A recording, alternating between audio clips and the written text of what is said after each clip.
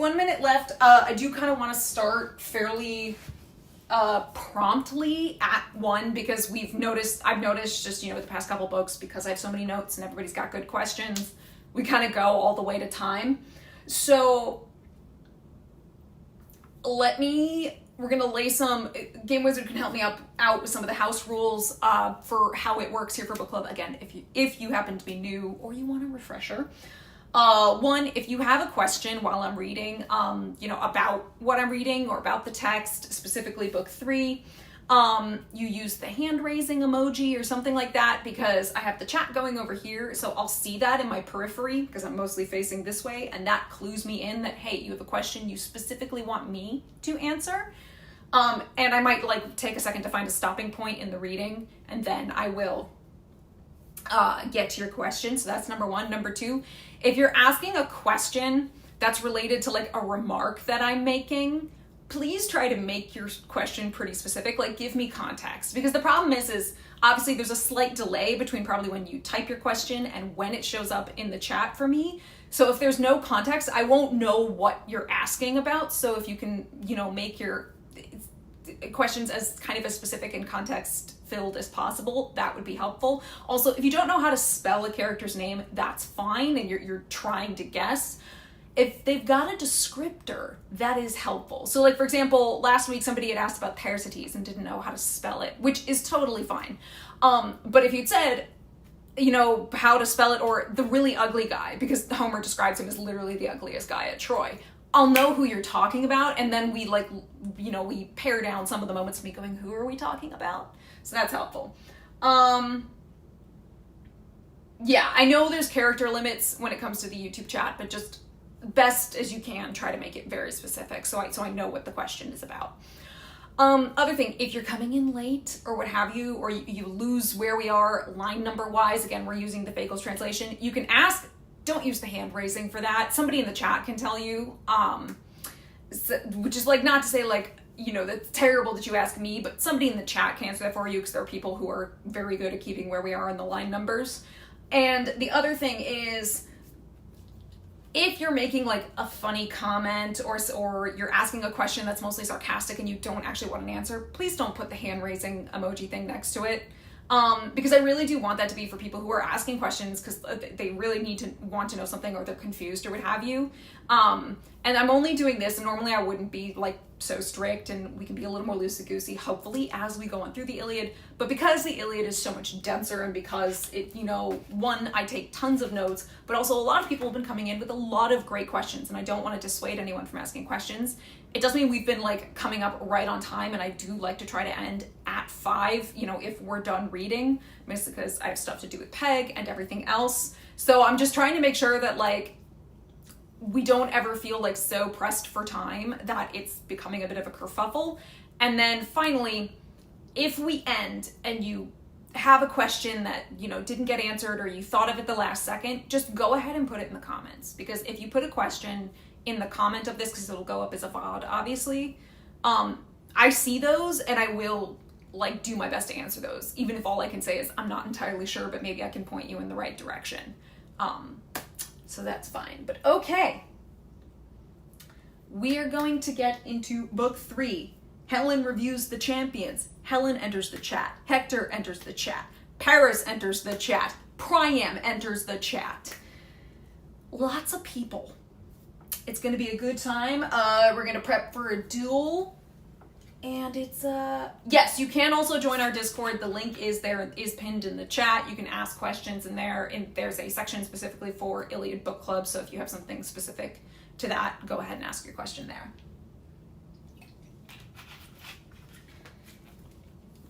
Okay.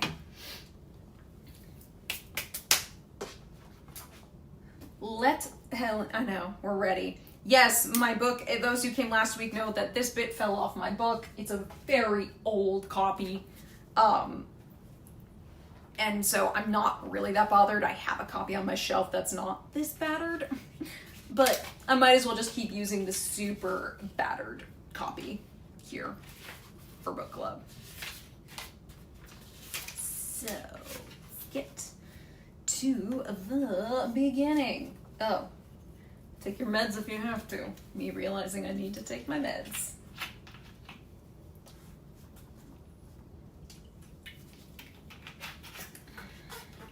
Okay.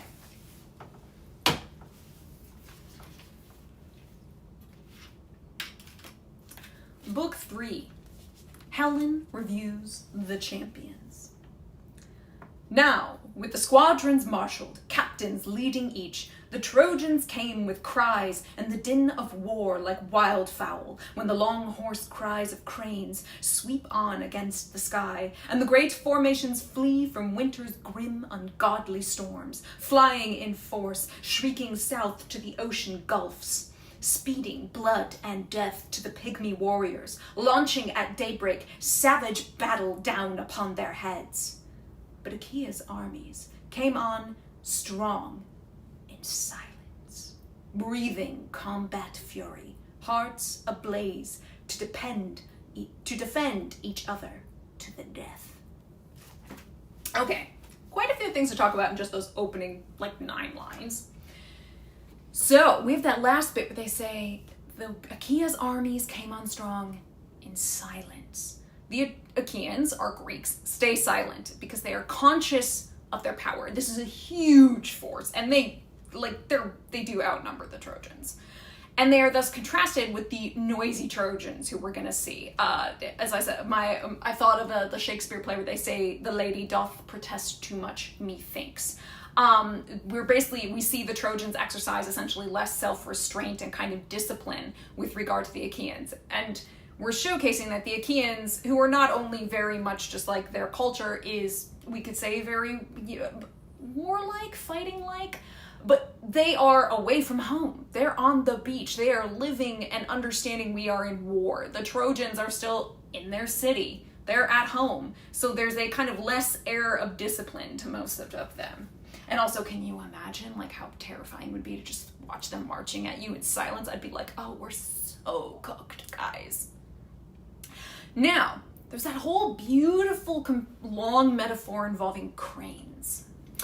These, we think, are what are known as the Strymonian cranes. It was apparently a very common story that people on the southern shore of kind of the Mediterranean were attacked yearly by cranes. Even Virgil cites this in the Aeneid. So it's kind of a sort of seemingly common type of story that comes through, which leads us to those that are called death to the pygmy warriors. Yes, you heard that right. I do believe they are specifically in Greek called Lilliputian. So we know that even though, let's say, Herodotus is writing much later than Homer, even Herodotus, it seems, knows about the existence of what would get called pygmies by claiming to have heard of some of little men who live in a remote country reached by journeying southwest of Libya, so kind of deep somewhere in the African continent. And again, if I'm not using the correct word, I'm sorry. I'm going by sort of articles and descriptions and things to do my best and using kind of jargon that they would use. Now again, accounts of African pygmies, I don't know the correct word to use if that is not appropriate, are frankly familiar enough from reports of various, travelers going all the way to even the 20th century. So while Homer's warriors that he's mentioning here are not necessarily to be taken exactly as these kind of historical or actually existing characters, they do exist a little more in the realm of sort of fiction and fantasy, we'll say. They likely have a kind of basis of fact here. He's maybe heard stories of these kind of characters. Because again, the Mediterranean's all in trade with each other. They're all in contact with each other.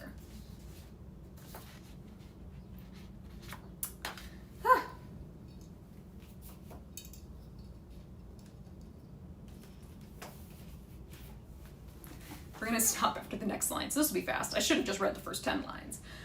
When the south wind showers mist on the mountain tops, no friend to shepherds, better than night to thieves. You can see no farther than you can fling a stone. So dust came clouding, swirling up from the feet of armies marching at top speed, trampling through the plain. So the south wind, we talked a little bit about the anemoi, I think last book, but the south wind, that is Notos. He's one of the 4 anemoi, again the winds, alongside Boreas, Euros, and Zephyros. So Hesiod notes that Notos alongside Boreas and Zephyros is quite beneficial to the Greeks, but there's little to no like specific mythology for him. Like he doesn't have his own sort of like myth or story.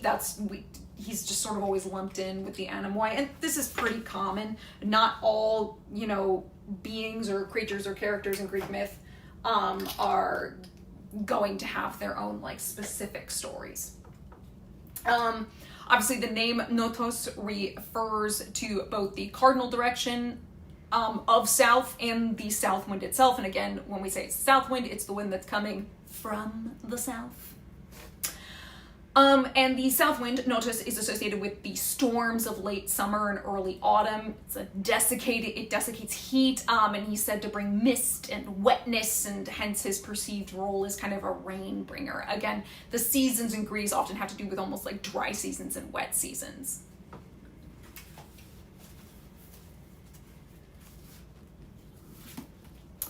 Now closer, closing front to front in the onset, till Paris sprang from the Trojan forward ranks, a challenger, lithe, magnificent as a god. The skin of a leopard is slung across his shoulders, a reflex bow at his back, and battle sword at hip. And brandishing 2 sharp spears tipped in bronze, he strode forth, challenging all the Argive best to fight him face to face in mortal combat. So, let's talk about Paris. I will also pull up notes from Mariana, who could not join us today. She's off having wine with a friend in Rome. How dare she? It's very important, and I'm going to note this here. Paris has 2 names. He gets called Paris. He's also known by the name Alexandros. Now, Fagles in English is going to keep very strictly to Paris. Likely so he doesn't confuse the shit out of anybody reading the translation. But Homer flips between Paris and Alexandros, and he does it with great purpose. It usually has to do with epithets and what he's trying to achieve in that moment and how he's describing Paris. So if you're in the Greek, you would notice at times he's called Paris, at times he's called Alexandros, and it's very specific when he's called one or the other. Loathed entirely. So, Mariana notes he is called here, Paris here in this moment is called, described by the name Alexandros. And she put something else in Greek, which I've completely forgotten. That's fine. She uses the Greek letters, and I'm like, oh crap, don't make me try things. So she describes this particular Paris, the one who, springs forward like this. This is the pre-judgment hero, as what would get called defender of men, because it's linking to the word shepherds, which is a part of his past. He is like the shepherds, like on Mount Ida where he grew up to. But he is presented as a peculiar warrior. He has 3 different weapons and a leopard skin on his shoulders, and he challenges the best of the Achaeans in, dire battle. So he already is kind of odd. But so, let's continue to talk about Paris. Again, also known by the name Alexandros. The reason we flip between these names is because Paris actually has 13 different epithets that get used for him in the Iliad. The origin of the epithet. Alexandros is not an epithet.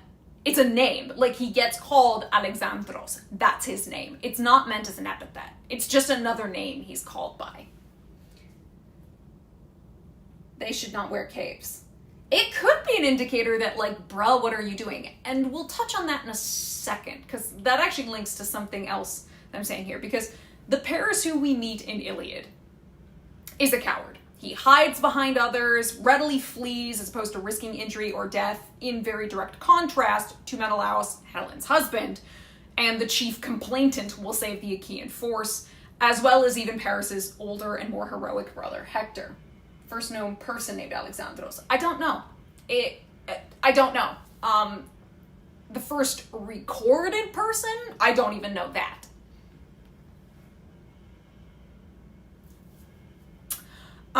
So again, he has 13 different epithets in the Iliad, but none of them appear with both of his names. So there's a list of epithets that go strictly with Alexandros and a list that go very specifically with Paris. So these name epithet systems between the names Paris and Alexandros are completely separate from each other, which is super interesting because all 13 of these epithets that appear in Iliad describe either his physical appearance, his personal relationships, or behavior of, we'll say, dubious or uncertain moral character and value. Even more especially in the context of what is a military epic, which, yeah, Iliad's a military epic. What's also interesting is that none of these epithets describe an excellence in battle or in council, despite the fact Paris participates in battles and in council, but he gets no epithets that describe him as being good in either of these, which is kind of just like, damn. I'm watching actual darts. Perfection. Perfection, you're watching darts while we're throwing a dartboard at Paris. We're just deflating his ego dart by dart. So, of these epithets, remember, there's 13 in total. 4 of them are strictly for Alexandros. And all of 4 of those epithets are devoted to physical appearance and personal relationships. And what's even more interesting is it's not like they're ones that are unique to Alexandros. They're shared widely with a bunch of other characters in the Homeric epics. So they could even be considered like generic, borderline bland. The one big exception of those 4 epithets is this one that translates as Lord of the Lovely-Haired Helen, and it's the only specialized epithet for Alexandros, and that one actually is only applied to Paris. It's very interesting. The net effect of all of those epithets for Alexandros is to describe essentially a kind of princely figure of great beauty. Yeah, he's good looking, who is noteworthy only because of his relationship with a specific woman. Which is like, these epithets tell you an awful lot kind of about how you're supposed to view these characters. So we're already at a fantastic start, guys. Now Paris, we said there's 4 that go to Alexandros of 13. The name Paris holds the other 9. And all 9 describe behavior of dubious or uncertain moral value. But they are also not shared with a single other character in the Homeric poems. They are unique only to the name Paris, and they include several of what are called hapax legomena. Hapax legomena are words or expression that occur only once within a context. So like either in the written record of an entire language, in the works of an author, or something. It's like the only time these epithets ever get used are with Paris, specifically in the Iliad, nowhere else in Homer. Which tells you like, damn, we really wanted to make something clear. These hapaxes, these very specific epithets, they are specific, they're very colorful, and they are always basically abusive, either in and of themselves or in their context. And they are notable for the fact that they describe behavior that is not of usual concern for epics. Like, you're not usually going on about like the moral value and character and all of that of a character in an epic, even more so in what is essentially a military epic. Homer really just said, we're dunking on him. Like, we are so dunking on this guy. The Paris-related epithets spell out his noteworthy, we'll say, elements more vividly and specifically than the Alexandros ones. Again, remember, the 4 ones for Alexandros are just like, yeah, he's good looking. Basically. The ones for Paris will let you know he's a prince, he's a handsome man who exercises deceptions through his beauty, particularly on women. And lastly, he's an object of abuse, basically of being shat on verbally. It's good times. In part because of his use of the bow, which is not considered as manly a weapon as the spear or the sword, and he is almost very specifically a bowman. So you talked about the leopard pelt. We're going to get to that even a little more. Like, why is he dressed like this if he's going to be fighting? Like, why is he wearing an outer garment? Well, he didn't think he was going to be fighting. He planned on staying in the back strictly as an archer. It really sucks. Why was he chosen to determine who got the golden apple of discord? Well, we know this. He gets all of these epithets now, after we did the golden apple of discord, and we'll talk about the judgment of Paris in a bit, so hold on to that question.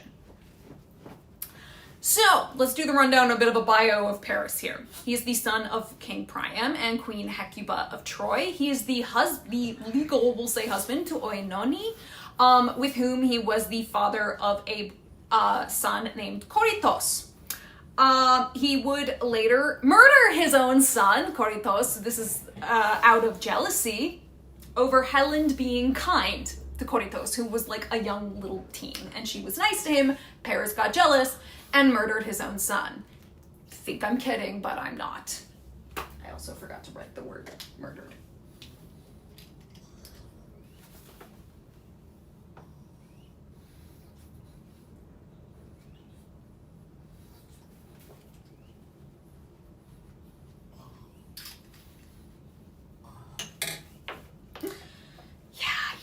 Great. He's a great guy. Now, just before his birth, Hecuba had a really horrible dream, apparently, of birthing a torch instead of a child. That's pretty wild.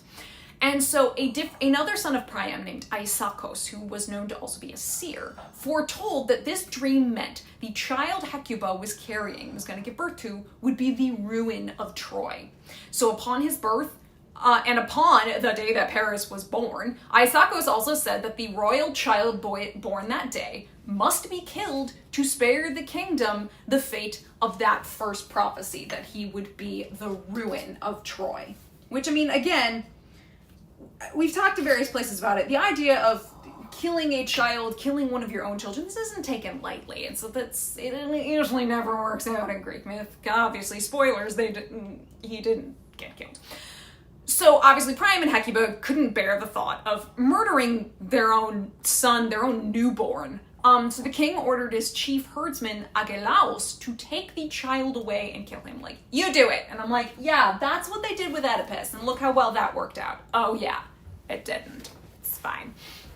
Now, Agelaos, this chief herdsman, we say, also could not bear to use violence, against an infant, a newborn.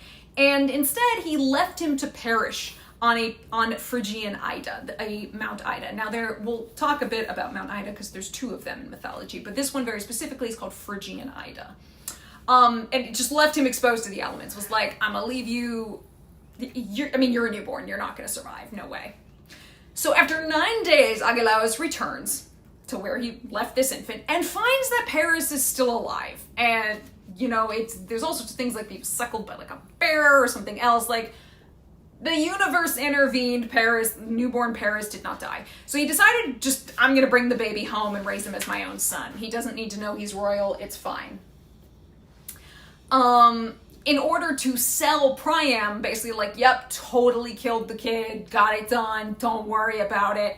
It said that Agelaos actually cut off the tongue of a dog and brought that to him as proof that Paris had perished. I don't really know how that works, but most of the time with Greek mythology, I shrug and roll with it.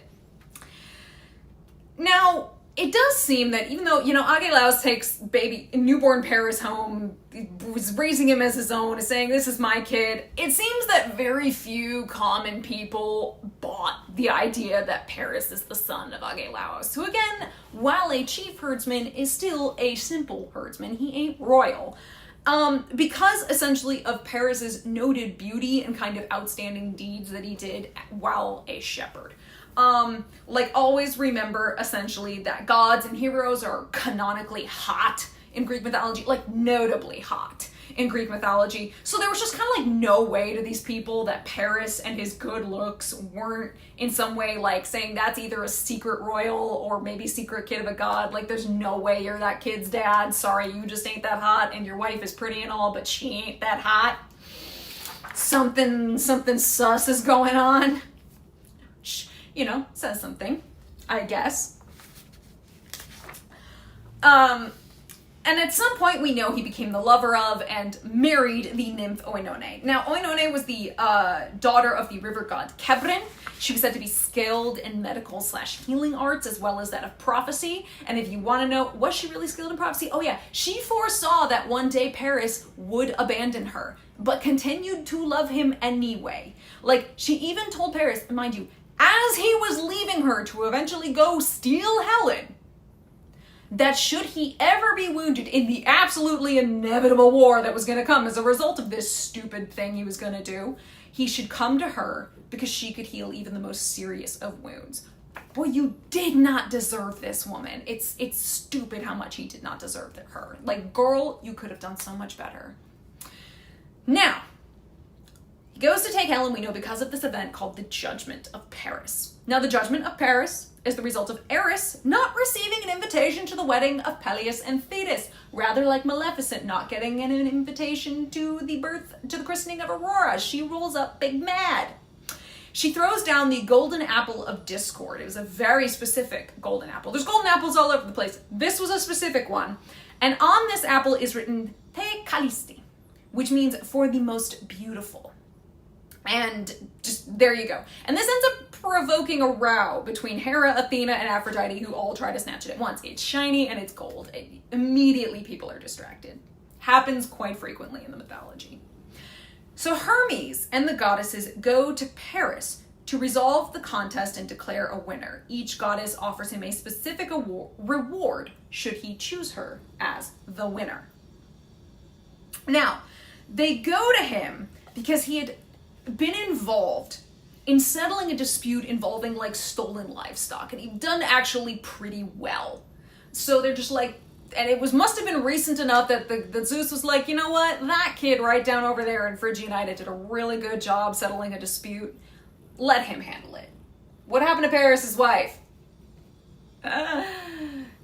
We'll get to that. I'll tell you, I've been trying to do with these biographies to only get us up to the point of where we are in Iliad. Paris leaves her, she stays behind. When he gets mortally wounded, they come to her and basically say, hey, you need to go save the prince. And she's like, Paris, who? He doesn't go here. Like, she's pissed at him, mostly because he murdered their child, mind you. And so she's just like, no. And then the next day, so basically a night goes by. She feels kind of bad about that because she did say she would do it. So she goes to show up and heal him, but he's already dead. From what happens there, I mean, she's left in deep mourning and sorrow. What goes on from there is sort of, it depends on who you read. Either she like flings herself off cliffs in sorrow or something else. That's it. That's kind of the end of her story. So Hermes and the goddesses go to Paris to resolve the contest and declare a winner. Each goddess basically offers him a reward, aka a bribe, should he choose them as the winner. Hera says she will give him rulership over all of Europe and Asia, which would make him king of Eurasia, which I'm kind of like, how long is that gonna last? Athena says she will give him wisdom and skill in war and the capabilities of the greatest warriors/heroes. Then you get Aphrodite. Now, it is important to note, Aphrodite doesn't just offer him something. According to the lost epic, the Kypria, which is written after the Iliad, mind you, Aphrodite potentially had both the Horai and the Charites, so the hours and the graces, basically hanging out, enhancing kind of her godly charms even more than usual with flowers and so on. So she like sneakily brought in backup aura farmers for her. She offers him the most beautiful mortal woman on earth, aka Helen. Now, in that Helen was either already married to Menelaus and Queen of Sparta, as well as mother to Hermione, or about to be, like, doesn't really matter. That was what she offered. She frankly didn't care what the situation of the mortal woman was in question.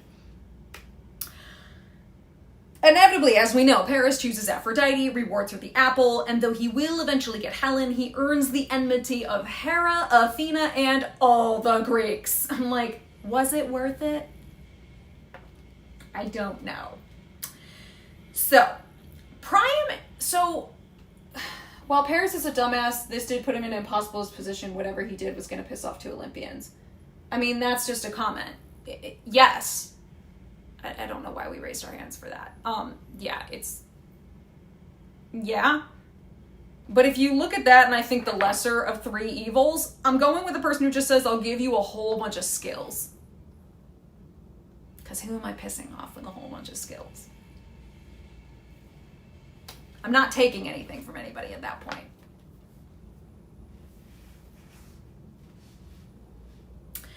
But that's just me. Now, then we have Priam and Hecuba. You know, all this time they think their kid's dead. So they would hold annual funeral games for their presumed dead baby boy, and only discovered the truth that Paris was alive when Paris himself rolled up to Troy to compete in one of these annual games. Even he didn't know the truth yet. In terms, again, of a loose timeline, which is mostly soup and spaghetti and doesn't make any sense, so don't usually try, it does seem like the judgment of Paris might have occurred prior to the reveal of Paris's true parentage, as the gods in question find him while he's tending his herds on Phrygian Ida. So, like, why would he be tending herds on Ida if he's now a prince of Troy? So, there's that. So, men from the palace seized Paris's prized bull to use as one of the prizes at the games. So Paris basically followed after them in order to compete for the animal. He didn't want to give it up. He won every challenge, defeated every opponent, and that included nobles and other princely sons of Priam. In particular, we have DIONYSOS, is unknown at that point to both of them and everybody, brother, in particular was super embarrassed at the thought of having lost to a Dolos and tried to kill Paris. Now remember, Dolos, for those who came to Odyssey Book Club, we know that Dolos is the word for essentially a slave. Now by the Archaic Age, kind of the time of when these are being written down, the word is no longer Dolos, it is Demon, and the social structures of that time reflected more the Greek Dark Ages as opposed to kind of the Mycenaean Bronze Age, what we know of it. So again, a doulos was a slave. We know this as the Greeks actually had a word to contrast with it, which was eleuteros, which meant a free man or freeman. There's plenty of archaeological evidence of slaves and slavery in pre-classical Greece, including the Bronze Age, mostly in the form, again, of tablets.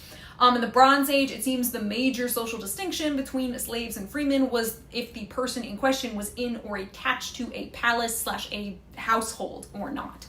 As a result, unions between slaves were not only common, but slaves could work and own land. And also unions between slaves and freemen were extremely common as well.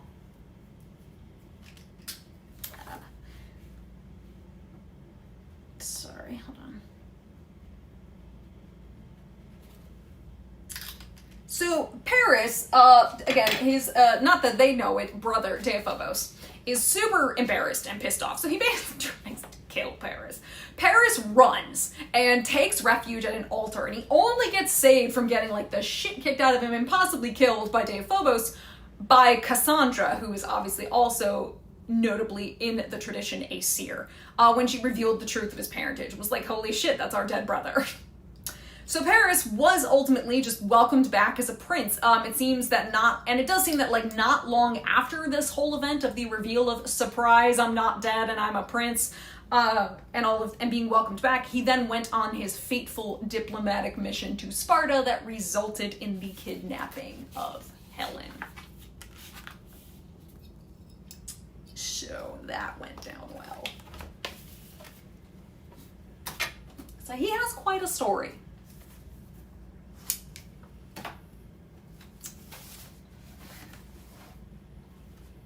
Where did I put my tablet? Oh, it's down in front of me. That's where it is. I'm going to check to make sure I don't have any more notes from Mariana that I might need to look at real quick. A lot of them are kind of grammar things that... No. Okay, good. There we go. Soon as the warrior Menelaus marked him, Paris parading there with his big loping strides, flaunting Why did they let him go on a mission? On a diplomatic mission? He's a prince. It wasn't that uncommon to just send various sons over on, what would be called diplomatic missions to visit with these other city-states. It happened all the time. It's the same way that Telemachus just rolls up to Pylos and just rolls up to Sparta. I don't know the exact particulars of why he went, but he went. It wasn't that uncommon. And also, given he was new, maybe it's a case of introduce the new prince to all these people so that if, they ever happen to encounter him, they know who he is.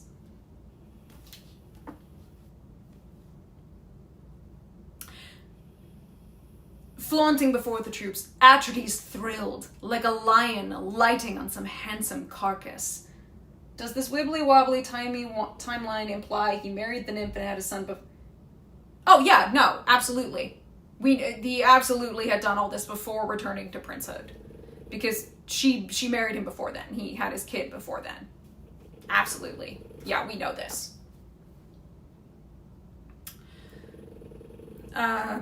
Atrides thrilled, like a lion alighting on some handsome carcass, lucky to find an antlered stag or wild goat, just as hunger strikes. He rips it, bolts it down, even with running dogs and lusty hunters rushing him. So Menelaus thrilled at heart, princely Paris there, right before his eyes.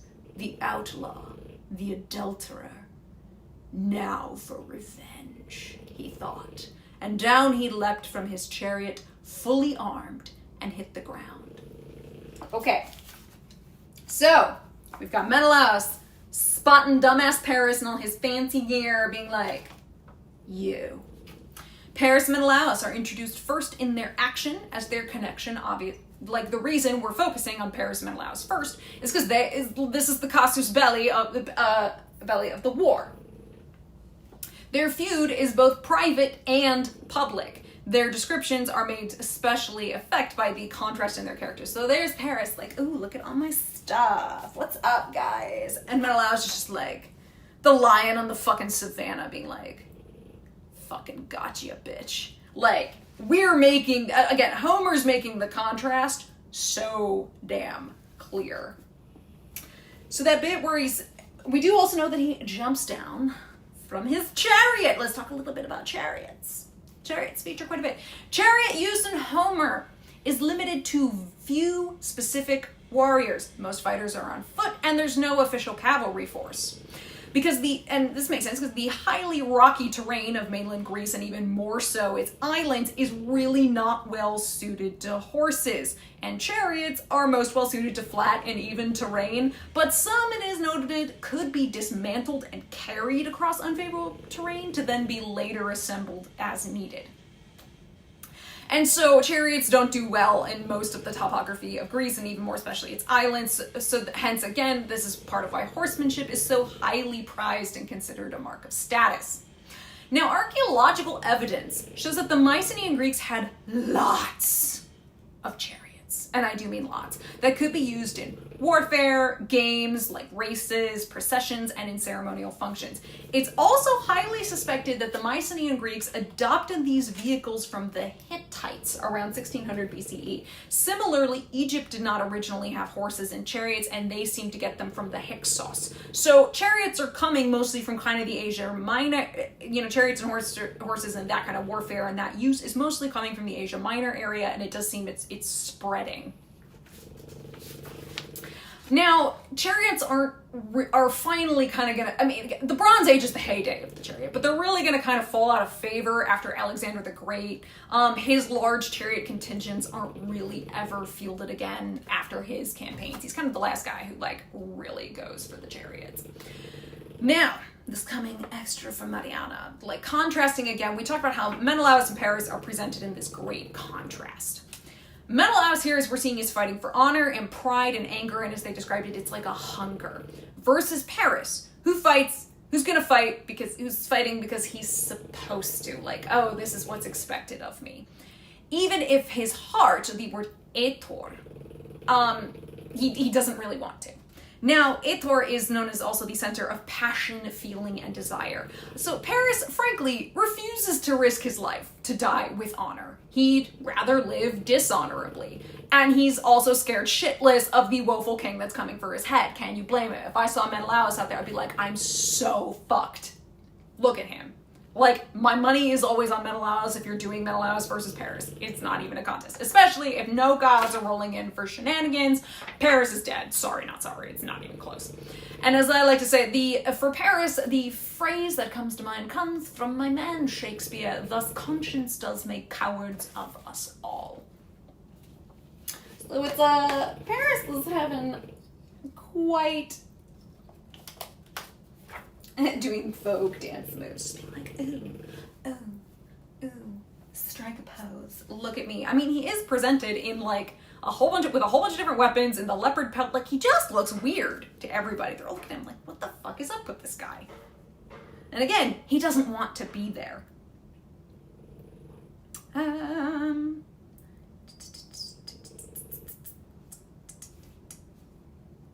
So this is, as Mariana notes here in her notes, we're looking at a clash of motivations. Menelaus wants to make the sinner pay, basically. And Paris, again, is fighting because, well, I'm supposed to. I'm supposed to be out here. Like, ugh, I didn't want to be here, but I'm here. And again, we're going to find that, if, of anyone, Hector in particular is going to find this incredibly unacceptable.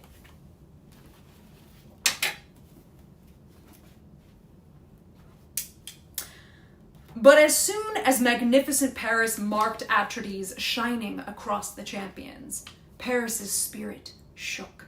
Backing into his friendly ranks, he cringed from death as one who trips on a snake in a hilltop hollow, recoils, suddenly, trembling, grips his knees, and pallor takes his cheeks, and back he shrinks. So he dissolved again in the proud Trojan lines, dreading Atrides. Magnificent, brave Paris. At one glance, Hector raked his brother with insults, stinging taunts. Paris, appalling Paris, our prince of beauty, mad for women, you lure them all to ruin. Would to God you'd never been born, died unwed. That's all I'd ask. Better that way by far than to have you strutting here, an outrage, a mockery in the eye of all our enemies. Why, the long-haired Achaeans must be roaring with laughter.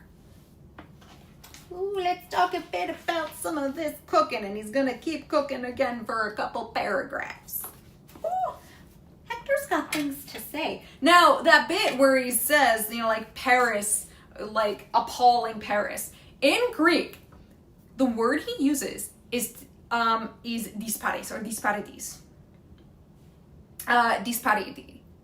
And it's literally dis plus Paris's name. Remember how last book we talked about how they used the word like dishonorable, like they had disclea, you just put dis in front of something. He literally just puts dis in front of Paris's name. He's like, Paris, fucking Paris. Like, it is such a diss, and he's using Paris's name specifically for it. And it's just absolute, like, it's absolute dishonor. He's calling out Paris's bull. Like, it's ridiculous. Let's talk a bit about, since Hector has now entered the chat, let's talk a bit about Hector. He's obviously the crown prince of Troy. He's the firstborn son of Priam and Hecuba. He's the husband to Andromache, and apparently I forgot the K in her name. Look at all, again, we find all the typos. Great. Supposed to be a K there. And he is the father to Astyanax. Now, Astyanax is also known by the name Scamandrius. So either name you might hear. Etymologically, Hector's name comes from the Greek verb ekein, which means to hold or to have. Thus, his name literally means holder, which makes sense when we consider he is the one who is holding the Trojan defense, not only steady, but seemingly almost entirely upon his own shoulders. Once he's gone, Troy's cooked.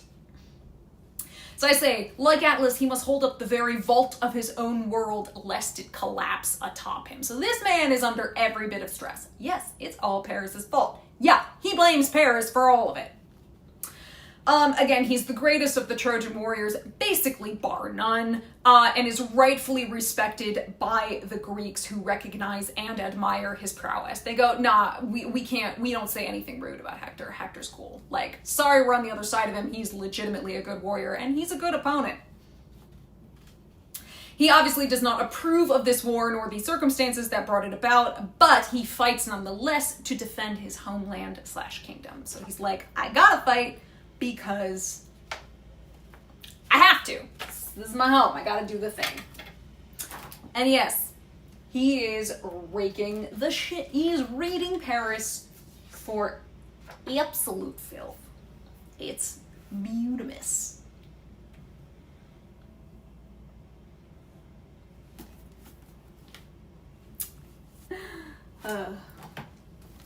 They thought you the bravest champion we could field, and just because of the handsome luster of your limbs. But you have no pith, no fighting strength inside you. What? Is this the man who mustered the oarsmen once, who braved the seas and his racing deep-sea ships, trafficked with outlanders, carried off a woman far from her distant shores, a great beauty wed to a land of rugged spearmen. I always, when I hear that bit, go, is this the face that launched 1,000 ships and burned the topless towers of Ilium? Sorry, that's Christopher Marlowe. So, that little bit, which I thought was, yeah, you curse to your father, your city, and all your people. Hector's basically asking, could such a coward have dared to meet the dangers involved in the rape of Helen, in the kidnapping of Helen? He's just like, seriously? Like, did you do all this and not think there would be consequences? And it's, yes, as Mariana notes here, like, bane to your father, your city, and your people. And of course, as she says, that's the point. This is the inescapable destiny of Paris. He was destined to be the doom of everybody before he was even born. Does Hector know this? Did Priam tell him, or is he kept in the dark about this? We don't actually know. So we don't actually know if Hector knows about this prophecy. I mean, I would kind of assume he might, given he would have already been born by the time Paris is born, but we actually don't know if he knows entirely about this prophecy. This might have been something that only Priam, Hecuba, and the seer knew about, right? But, so he's sort of repeating, like, God fucking damn it. But in his case, it's much more of a, I really wish you weren't here. It's like, God damn it. You're also useless as shit. Yeah, he's very much like, when will you learn your actions have consequences? Trust me, we will talk about Paris's attitude, because it's just going to get more frustrating. You curse to your father, your city, and all your people. A joy to our enemies, rank disgrace to yourself. So, you can't stand up to the battling Menelaus. You'd soon feel his force, that man you robbed of his sumptuous warm wife. No use to you then, the fine lyre and these gifts of Aphrodite, your long flowing locks and your striking looks. Not when you roll and couple with the dust. What cowards, the men of Troy. Or years ago, they'd have decked you out in a suit of rocky armor, stoned you to death for all the wrongs you've done. Just love when Hector shits on Paris. It's so good. So, and that bit, they'd have decked you out in a suit of rocky armor. More literally, that phrase in Greek is translated as put on a stone tunic. It was apparently a grim but popular expression for death by stoning, which was a customary method of capital punishment in heroic times. So I'm kind of like, damn. He's literally like, fucking wish Troy was back how it used to be. They'd have just killed you. Fuck you. And I'm like, yeah, yeah, I think we're all a bit with Hector here. We're all just like, goddamn. Like, goddamn.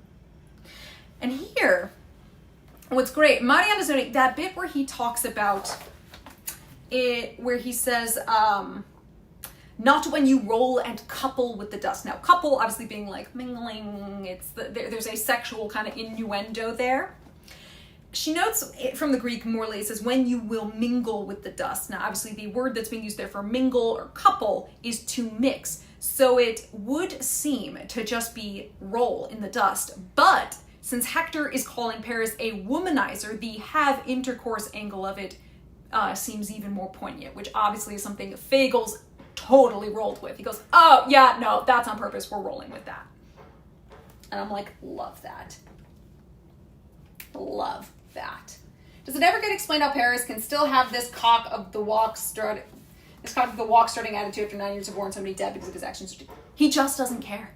Indifference is the key word for his attitude. Again, we're going to discuss it because he's going to talk a lot more. You're going to see, and even more in book 6, we're going to come back to it, because he's utterly indifferent. He does not care. Like, to us, it seems so shocking that he doesn't care. He really does not care. And it is shocking and unacceptable to everybody around him. So that's literally how and why. He just doesn't care. He's indifferent to all of it. It's not I don't know if it's apathetic. It is truly just indifference. And Paris, magnificent as a god, replied. And let's note, if you're hearing something magnificent as a god, likely means in Greek the name Alexandros was used and not Paris. But again, remember, Fagles is just using Paris for continuity through the whole thing. Likely he doesn't want to confuse the reader, and I don't blame him. Oh, also, sorry, this one little bit says the sweet gifts of golden Aphrodite. Oh no, this is when Paris talks. Never mind. Sorry, I'm Mariana's line numbers line up with the Greek, so I'm doing my best to like keep track of kind of roughly where I think that's from versus this, which her notes are great. It just takes me a second. It is written, that is why exactly. And Paris, magnificent as a god, replied, Hector, you criticize me fairly, yes. Nothing unfair beyond what I deserve. The heart inside you is always tempered hard. Like an axe that goes through wood when a shipwright cuts out ship timbers with every ounce of skill, and the blade's weight drives the man's stroke. So, that bit. Hector, you criticize me fairly. Yes. Like, yeah. Na shit, Sherlock. Of course he criticizes you fairly, and yes, we had to make him very nasally, because I want him to be obnoxious. Probably a good thing Mariana's not here, she'd be so distressed.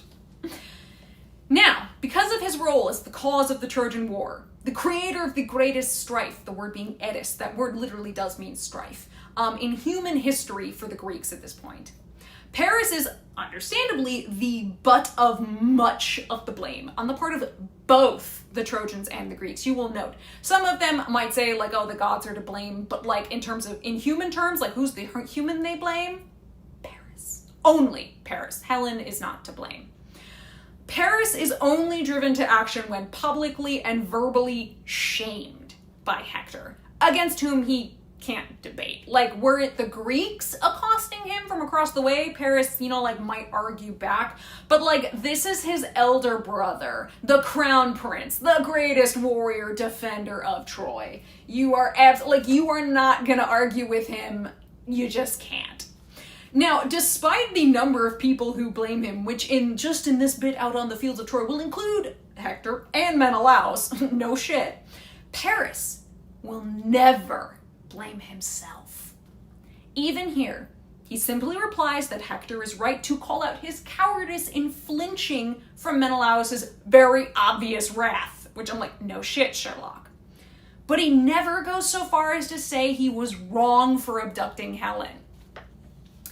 And kind of a preview even later, when he refers to his abduction of Helen, which he only ever refers to once in the entirety of the Iliad, he'll only describe it in terms of the desire that he felt for her, never that he saw it as him doing something wrong. As we would say, clearly the object of blame does not share his blamer's feelings. The culprit does not reflect or empathize with his victims, nor does he think himself truly culpable. Now, we are going to talk a bit about like some of the, it seems, thought process of Paris later in this book, but keep that in mind where it's like, he never sees himself culpable for basically anything that he's done to cause all this. It is audacity. One phrase that came to mind for Paris, really came to mind, is weaponized incompetence.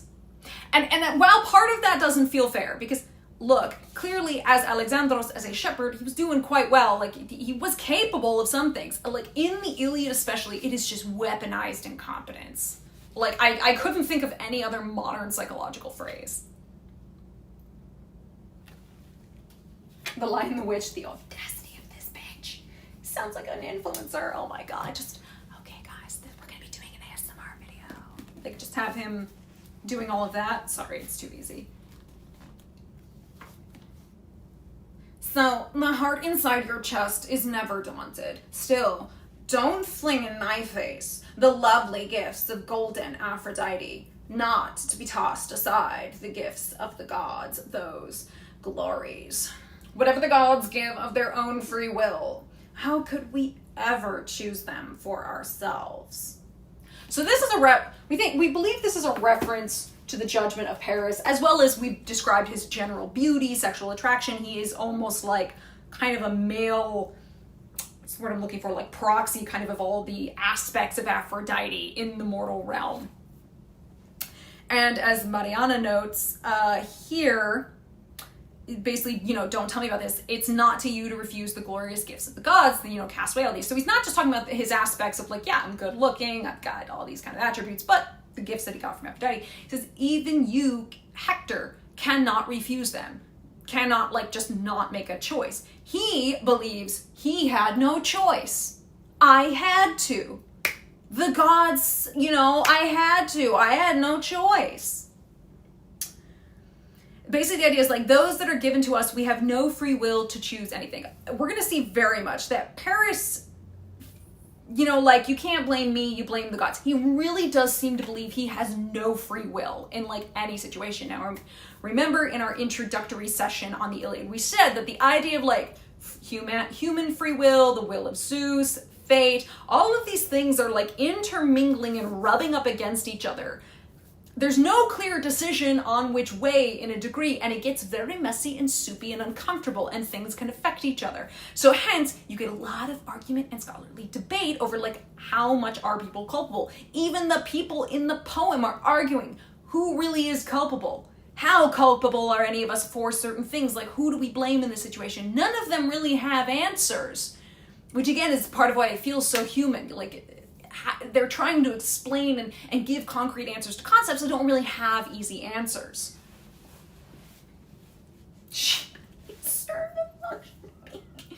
I mean, which is, you made to mention the sheep thing, that's ironic given he was a shepherd, right?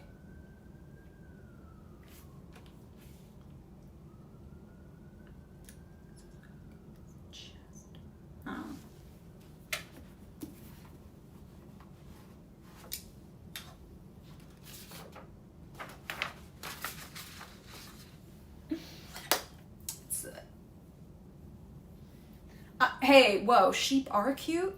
No knocking sheep. We love sheep. Also, dogs are cute. And dogs that look like sheep are also cute.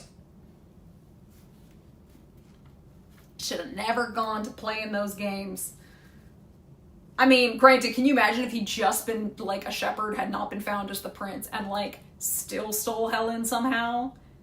Dude would be dead so fast. Hey, whoa, we like sheep. Even if they are a little dumb, we would never compare them with Paris. They're adorable. We want sheep. We don't want Paris.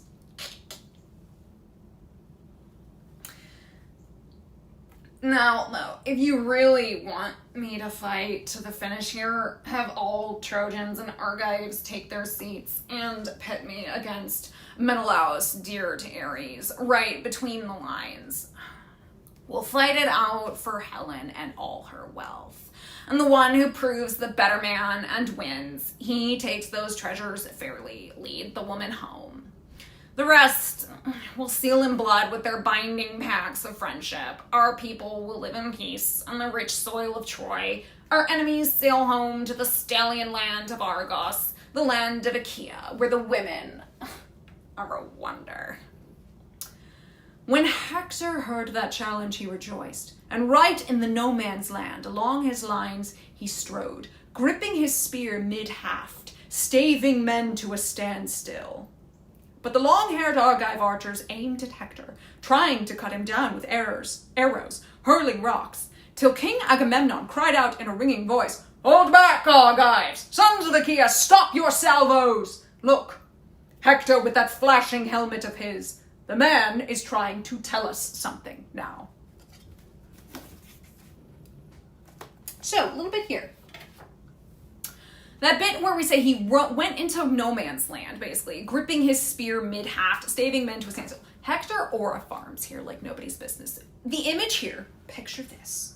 Because you have quite a sizable force in front of the Trojan walls of Trojans, and he just walks out. What he does is, the image here is that Hector walks out in front of them, holding his spear horizontally with both hands, crowding the Trojans to an eventual halt. Literally aura farms you will stop to his own troops, right? Which is fucking wild. Sorry, that is aura farming to the extreme. That is just and that would really impress the Greeks. I mean, look, even Agamemnon could have readily just had them cut Hector down there. They're shooting arrows. And he's like, whoa. Yo, you have to respect the aura farm. It seems like he wants to say something, too. Can you imagine Imagine just watching this huge force of hundreds, if not thousands of people coming forward, and he's just like, whoa now. Nah, we stop. I'd be like, damn. Again, the Greeks respect Hector. Now, they assume everyone spoke the same language for the sake of convenience, or that Ilium was a Greek-speaking city. That's a really good question. I'm not entirely sure. I think in this case, we're assuming everyone is speaking Greek. Whether or not we believed that Ilion, that Troy was a Greek-speaking city, I think this might be slightly more just for convenience. Now, granted, if you are sending, diplomatic missions essentially to each other, you have to assume they kind of, to a degree, roughly speak each other's language. In this case, just assume everyone's speaking Greek. I think they are meant to be a Greek-speaking city, but I don't want to say that for certain and be wrong. I'm actually not entirely sure. I think it's implied, but I could be wrong. Because much of the city, again, we said in the introduction that Troy, for all intents and purposes, is a Greek polis. It's a Greek city-state. An audience would recognize it. There's a couple elements that make it, clearly foreign, like Priam with his 50 fucking children and tons of wives. And, there's other elements where it's so it's not quite a Greek polis, but, for all intents and purposes, it's a Greek polis. So I'm actually not entirely sure. That's a really good question. Nearly invisible translators. Yeah, I mean, obviously, if you're sending things to each other, notes or, emissaries, what have you, you want someone who speaks the language. So maybe we can just imagine there's translators, if we have to. Let me see here. Nope, I don't have a note from Mariana there. I just wanted to check. We had to check. So yeah, Hector is just aura farming in this moment. It's bonkers. They held their attack. Quickly, men fell silent, and Hector pleaded, appealing to both armed camps. Hear me, Trojans, Achaeans geared for combat. Oh, sorry, Peg. Hear the challenge of Paris, the man who caused our long, hard campaign.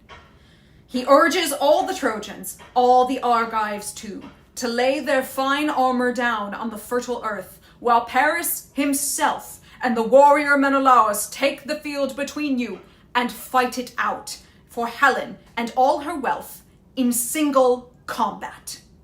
And the one who proves the better man and wins, he'll take those treasures fairly, lead the woman home. The rest will seal in blood their binding pacts of friendship. He stopped. A hushed silence held the ranks. And Menelaus, whose cry could marshal armies, urged both sides. Now hear me out as well. Such limited vengeance hurts me most of all. But I intend that we will part in peace at last. Trojans and Achaeans. So, let's talk some stuff here.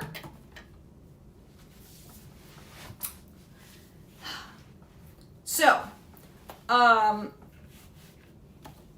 just back on that lines, 397, 110. Actually, let me look and see if Maria had anything to say, because there was actually a translation note about Greek, but I don't think she had. 97. Pain has normally, he has a chest. Algos. Pain from Paris. Yeah, there's a translator note here that I'll read from Fagels. It's a little grammatical. He says, Fagels here follows the interpretation of algos, hurt, and phroneo, I intend, suggested by Kirk, who's a different classicist, when it comes to these lines, which Mariana kind of made a note as well, which is basically the idea of such limited vengeance hurts me most of all. This limited vengeance, basically, this anger I have towards Paris causes me pain as well. And Paris has caused me pain. This whole thing is because of Paris. Then let's note here. It says that Hector stops talking and just silence holds everybody. Everybody's just damn, hushed silence. And it's kind of a shocked silence, which makes sense. Paris, again, this guy who we're calling the adulterer, the kidnapper, the outlaw even, is now seemingly very coolly proposing a duel with the injured husband, the injured party. The villain essentially challenges his victim. Look, that would throw me for a bit of a loop, and also they literally just watched Paris prance about and then run and hide, and they're like, wait, really? And even the Trojans are like, hey, maybe this will be it. I mean, at this point, Paris, he's already taken Menelaus' wife. Now he's asking for an opportunity to take Menelaus' life. Like, you kind of also can't help but think, but damn, how much more can this guy take from this one other dude? He's taken his wife, he's taken a whole lot of shit from his palace, because remember, they robbed him while they were at it. Now he wants to take his life. I would be in shocked silence as well. I forgot the A in his name. I'm so sorry, Menelaus. Now, I want to take us back to because we're about to have this sort of duel. Air quotes. Psychic damage. Yeah, exactly. Yeah. Is this what you left me for? I do love that bit in Troy, even though I have so many issues with that movie. Last session, I mentioned with the bit about Thersites and Odysseus, how there's this thing of like IAMBOS, which I'll put again in the chat. Maybe seeing the word will help people remember. IAMBOS.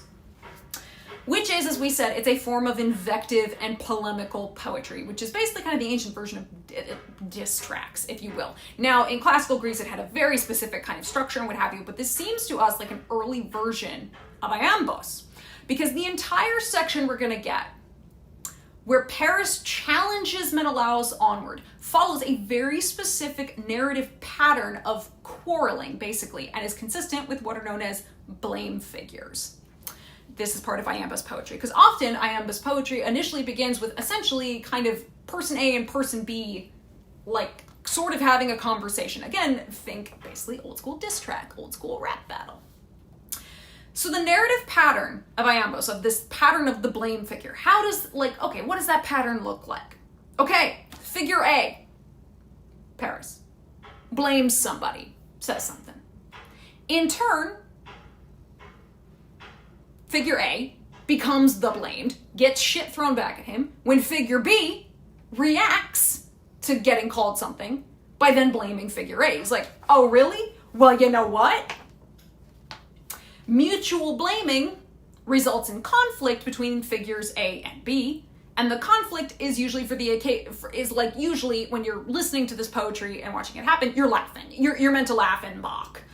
Because you're sort of you end up siding ultimately with figure B, because you're just kind of you're like, yeah, you know what? You're right. Fuck that guy. I don't care if he spoke first. Ultimately, that's usually how it goes. Now, oh, that's supposed to be in book 3. I wrote book 2, probably because I was thinking of how in book 2 we had that with Thersites and Odysseus, how we saw Thersites opened his mouth, Odysseus fired back. They still sort of try to throw shit at each other, but ultimately everybody sides with Odysseus, right? And they're all laughing at Thersites because he's a dumbass and then got whacked with the magical stick. In book 3, we have less a war of words and more a challenge, a duel. Like, this is a challenge to fight to the death. The two, however, are essentially fundamentally identical within the same narrative pattern.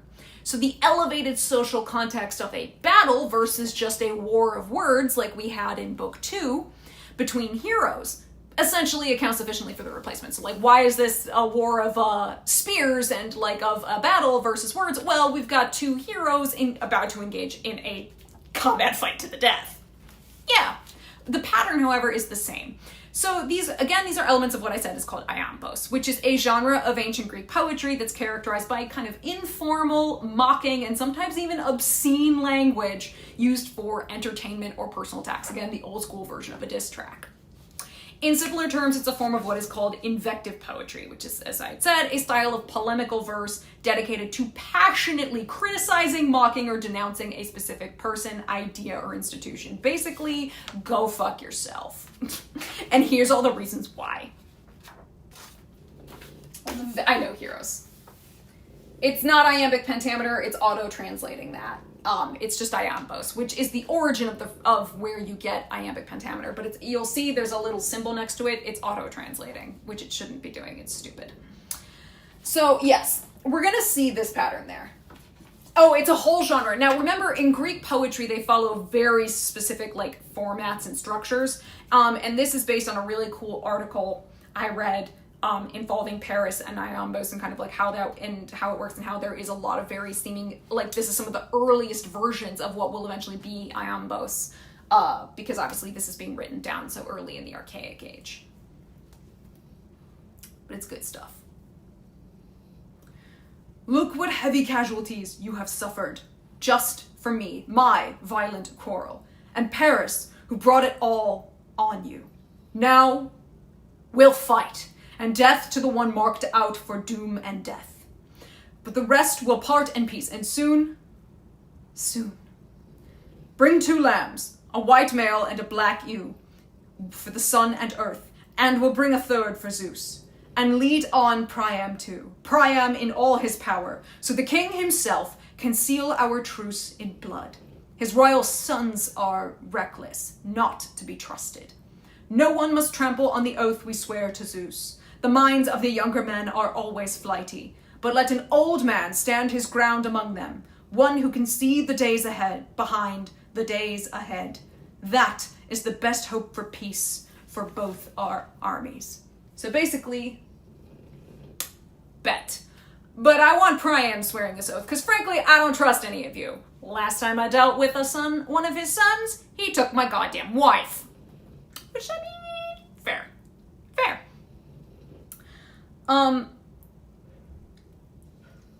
Feels, yeah, okay, so that's later. Okay, making sure. So, no, we're bringing out some lambs. The white male is for Helios, the black female is for Gaia. Usually the sex of the animal victim matched or corresponded to its divinity in question, so you can usually tell which one is for which. The Achaean and Trojan forces both exulted. So again, figure B, Menelaus, fired shit back at Paris, and everybody's like, fuck yeah, we're siding with we like figure B. We like what he has to say. Hoping this would end the agonies of war, they hauled their chariots up in ranks at rest, the troops dismounted and stripped away their arms, and laid them down on the earth, crowded together. Hardly a foot of plowland showed beneath them. Back to the city, Hector sent 2 heralds now to bring the lambs at once and summon Priam, while King Agamemnon sent Talthybius off, heading down to the ships for 1 more lamb. The herald obeyed his captain's orders quickly. And now a messenger went to white-armed Helen too. Iris, looking for all the world like Hector's sister, wed to Antenor's son, Helicaon's bride, Laodice, the loveliest daughter Priam ever bred. Okay, we got some people. Laodice, I think is how it should be. So, it's kind of notable here that Iris acts on her own accord to bring in Helen, again, whose abduction is the casus belli of the whole war, and who's the kind of almost prize of this expected duel. Usually Iris is ordered to do things, like, you know, she's doing stuff on behalf of somebody, usually Hera or Zeus or whoever telling her to do something. This she's doing on her own volition. It's kind of rare to see that in a lot of myth. Iris is the personification of the rainbow and the messenger for the Olympians, noted especially for her association with Helen. Etymologically, her name Iris does literally translate as the Greek word for rainbow, but it can also refer to that kind of halo of light you see around the moon. She's usually depicted in ancient art as a young woman carrying a kerukeion, what's also known as the caduceus, which was a traditional symbol of messengers. She does not have any surviving unique mythology of her own, and what trace evidence there is of of worship for her specifically is very rare. There is some evidence that survives from Delos, but really not much else. Should be considered a subordinate of Hermes as they're both messenger gods? No, they operate independently of each other. She is the daughter of Paumas, who's the son of Pontus and Gaia, and the Okeanid Electra. Is this duel before the war really... Oh, Luna, we're in year 9 of the war. We've been at war for 9 years. No, we are well into the war. Remember, this is year 9.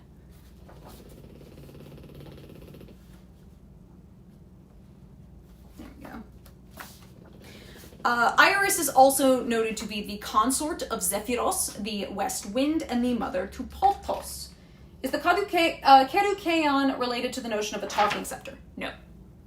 Well, it might be. It might be why humans later have their own kind of version, but it also sometimes gets called like a magic wand. Yeah, actually, it might be, but I'm not entirely certain.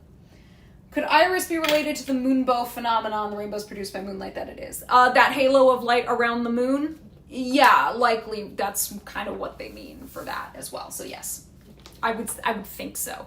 If I'm wrong, I'm wrong, but it sounds about right.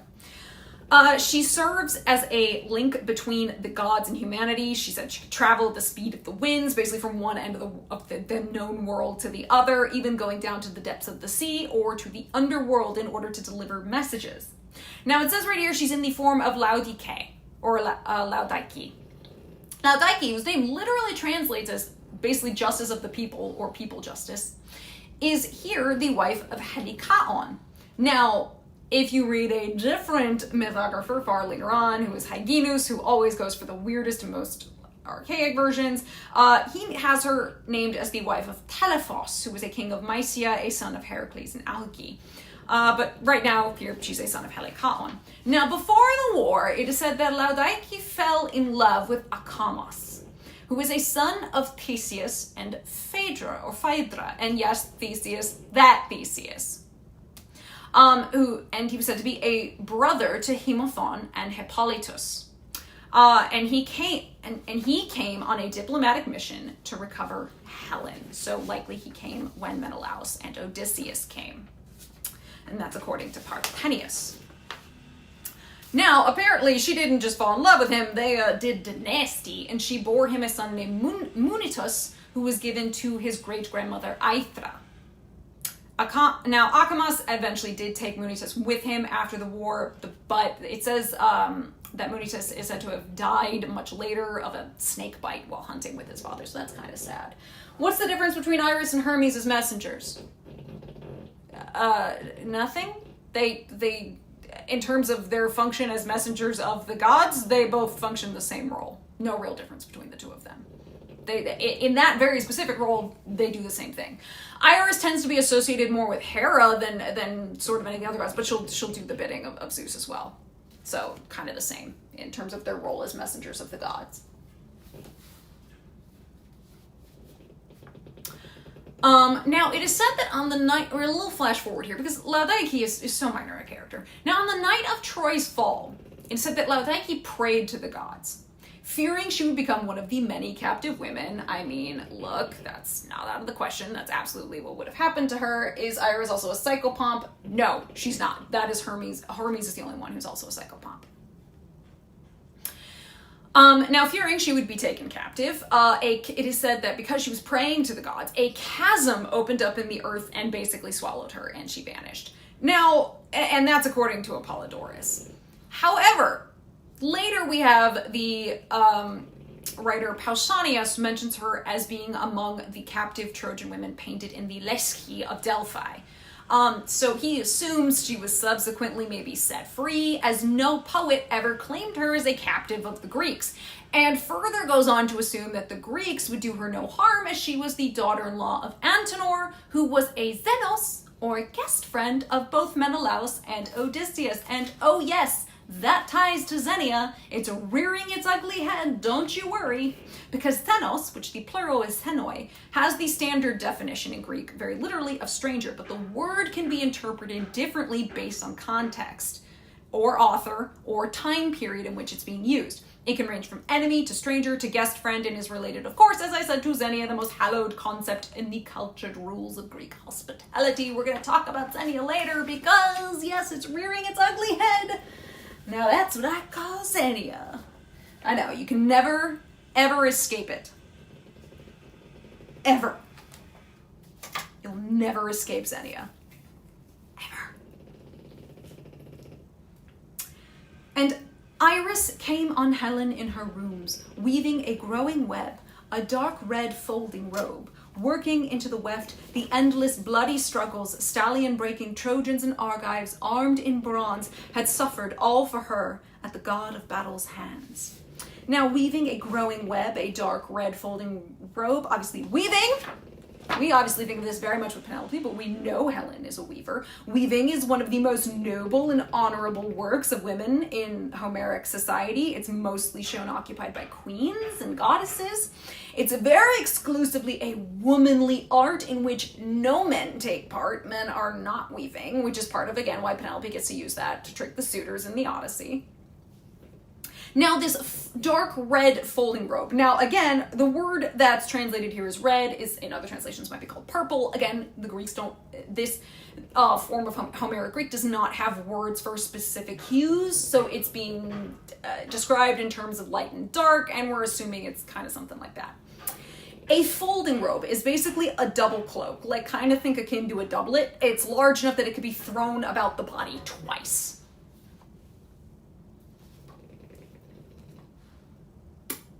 That's it. There we go. Okay. Iris, racing the wind, brushed close and whispered, "Come, dear girl, come quickly, so you can see what wondrous things they're doing. Stallion-breaking Trojans and Argives armed in bronze. A moment ago they longed to kill each other, longed for heartbreaking, inhuman warfare on the plain. Now, those very warriors stand at ease, in silence. The fighting stopped. They lean against their shields, their long lances stuck in the ground beside them. Think of it. Paris and Menelaus, loved by Ares, go to fight it out with their rugged spears, all for you. And the man who wins that duel, you'll be called his wife." And with those words, the goddess filled her heart with yearning, warm and deep, for her husband long ago, her city, and her parents.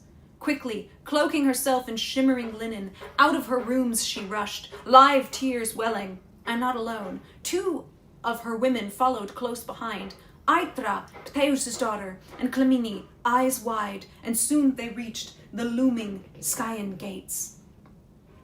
And they were there, gathered around Priam.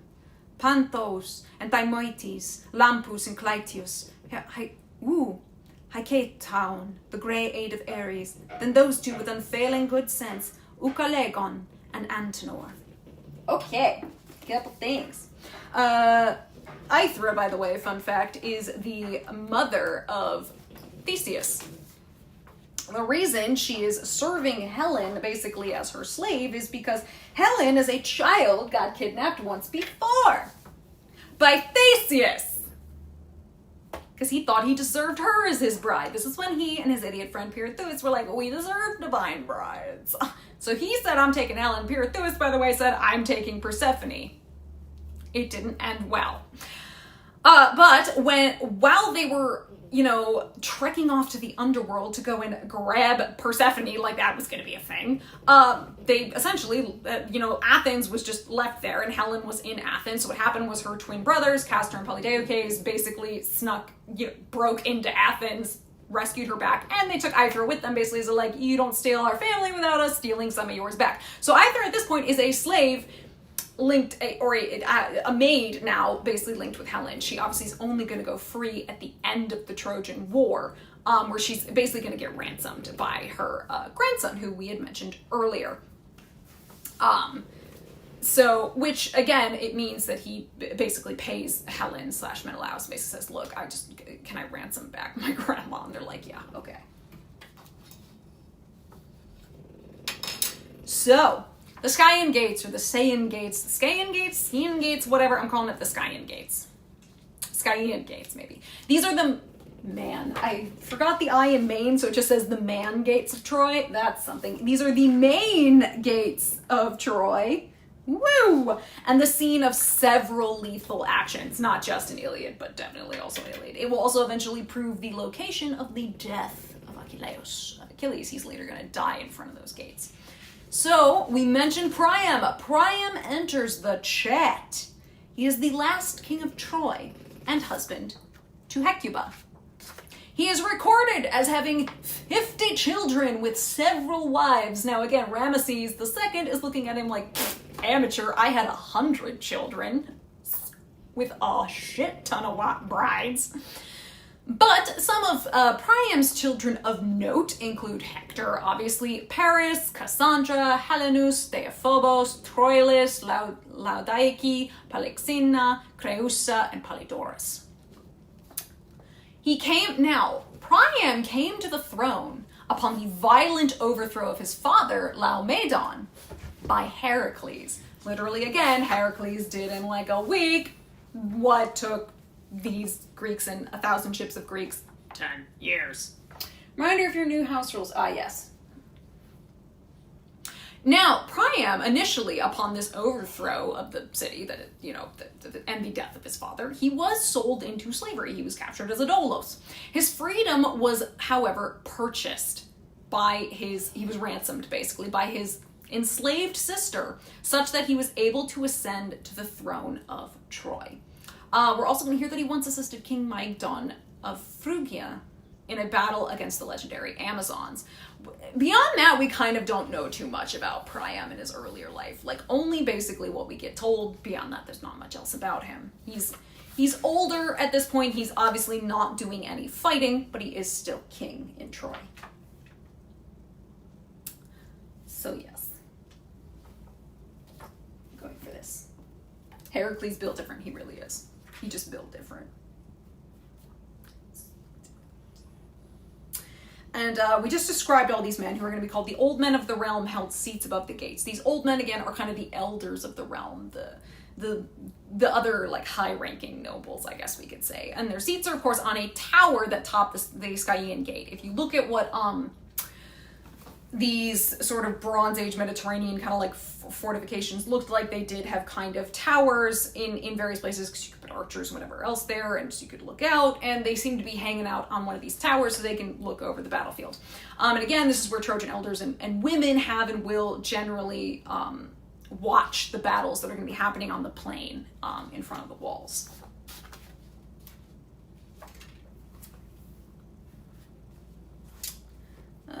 Legon and Ansnor. The old men of the realm held seats above the gates. Long years had brought their fighting days to a halt, but they were eloquent speakers still, clear as cicadas settled on treetops, lifting their voices through the forest, rising softly, falling, dying away. So they waited, the old chiefs of Troy, as they sat aloft the tower. And catching sight of Helen moving along the ramparts, they murmured one to another gentle, winged words. Who on earth could blame them? No wonder. The men of Troy and Argives under arms have suffered years of agony, all for her, for such a woman. Beauty, terrible beauty. A deathless goddess, so she strikes our eyes. But still, ravishing as she is, let her go home in the long ships and not be left behind. For us and our children, down the years, an irresistible sorrow. They murmured low, but Priam, raising his voice, called across to Helen. Come over here, dear child. Sit in front of me, so you can see your husband of long ago, your kinsmen and your people. I don't blame you. I hold the gods to blame. They are the ones who brought this war upon me. Devastating war against the Achaeans. Okay, beautiful moment here by Priam. Again, Priam in a horrible situation here. He really has no recourse. And we love the fact, I don't blame you. I hold the gods to blame. He also does kind of blame his son, but he holds the gods to blame because remember, he also remembered hearing that his son was destined to be the doom of Troy. So he's just like, shit. It all goes back to that. Priam and Homer recognize the war as kind of appointed and caused by the gods, and that Helen holds none of the blame. Now, is this a question of Helen having agency? Trust me, stuff like that and the morality of Helen, like, did she go willingly, did she not? When I tell you this is debated through the ages, even in the ancient world, it never ends. Now, Priam seeks to remove the clear kind of self-conscious dread with which Helen has approached to see the events that are happening, and thus him. She's very nervous, even though obviously he can say, I don't blame you. And she can be treated well. I mean, let's remember, one, she is frankly still a captive. She has no freedom. She's very limited in her liberty. And she likely feels like everybody hates me. I bet everybody hates me in here because now all the Greeks are here, and then all the Greeks probably hate me. So she's very self-conscious about all of this, which, again, in the introduction, we talked about how these heroes who reach a kind of godlike state of emotionality, or in some way are just compared with the gods. Helen and Achilles are the two in the Iliad who are like that. But Helen has already returned to her humanity. She feels shame. She feels real self-conscious and these negative like kind of emotions over the whole thing. She regrets everything. She's like, why am I here? And so Priam, I mean, frankly, bless him. I'm all for Priam being like, it's not your fault. It's not. Now, I don't think it's meant in any way to totally strip away her autonomy. We're not on the level of Paris, who basically thinks free will is not a thing at all. But it's more he is just reassuring her. I am the king and I don't blame you. And Priam is frankly very kind to Helen. His kindness, again, is shown here in action, and then Helen's going to say some stuff back to him where she's basically saying, like, you've always been really kind to me. Like, thank you. I mean, and he has. From what we understand, he has always been nothing but kind to her.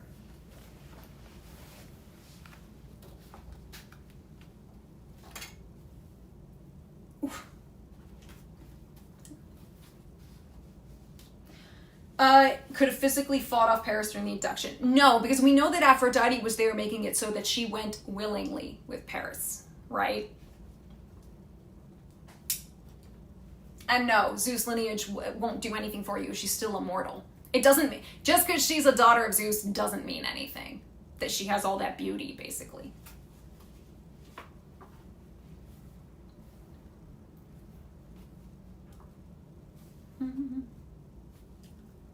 Yeah, come closer.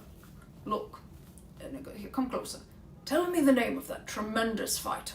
Look, who's that Achaean there, so stark and grand? Many others afield are much taller, true, but I have never yet set eyes on one so regal, so majestic. That man must be a king. And Helen, the radiance of women, answered Priam. I revere you so, dear father, dread you too. If only death had pleased me then, grim death, the day I followed your son to Troy, forsaking my marriage bed, my kinsman, and my child, my favorite, now fully grown, and the lovely comradeship of women my own age. Is shifting the blame to the gods generally seen as blasphemous since you're blaming them? No, you're not blaming them. You're just saying it's out of our hands. It's the will of the gods. It's not blame. It's just saying the gods have their plans, or credits into glorifying the power. Yeah, no, it's not about blame. It's not even really about glory. It's just saying it's out of our hands. You know, the gods, and you know, they have their plans and their things that they do. We mortals are kind of nothing we can do when the gods have put something in motion. Yeah, kind of a way to say such is life. Now, if only death had pleased me then, grim death. Helen, now in the Iliad, will rarely miss an opportunity to express penitent consciousness of her guilt, even though obviously we say she did nothing wrong. Her penitence will always win indulgence and sympathy, especially from the Trojans, because this is who she's talking it to. She is playing the political game. She is playing her position so well. Again, masterclass. Her and Penelope are like masterclasses on how to operate your position in a kind of political place as a woman in this society. It's masterful. And she's doing it to stay safe, as what is essentially, again, a well-treated prisoner of the Trojans. With whom she is locked in readily, and whom she assumes readily blame her for this long-running war. So she's always very like, you know, if only I hadn't done this and this. Now, is it to say that her regret isn't genuine? No, I do think she wishes I wish none of this had ever happened. But she's always kind of making sure to make herself a bit of the blame figure, I think, because one, she doesn't want to risk blaming, say, Paris, you know, in front of his dad and with his people. But to basically say, like, I can't believe I did that, it is all my fault. She's keeping her position and playing safe. She's almost kind of lowering her head and, like, making herself look a certain way. It's pretty wild. And again, she does also clearly feel a sense of shame. Now, whether that shame is logical is a completely different question. I mean, we all know shame and all of that is often not logical. But this is how she also feels. She feels guilty. Whether or not she should, different question. Now, grim death, that phrase. The Greek word there is kakos, and it's a standing epithet for death. So it's one that you would see a lot.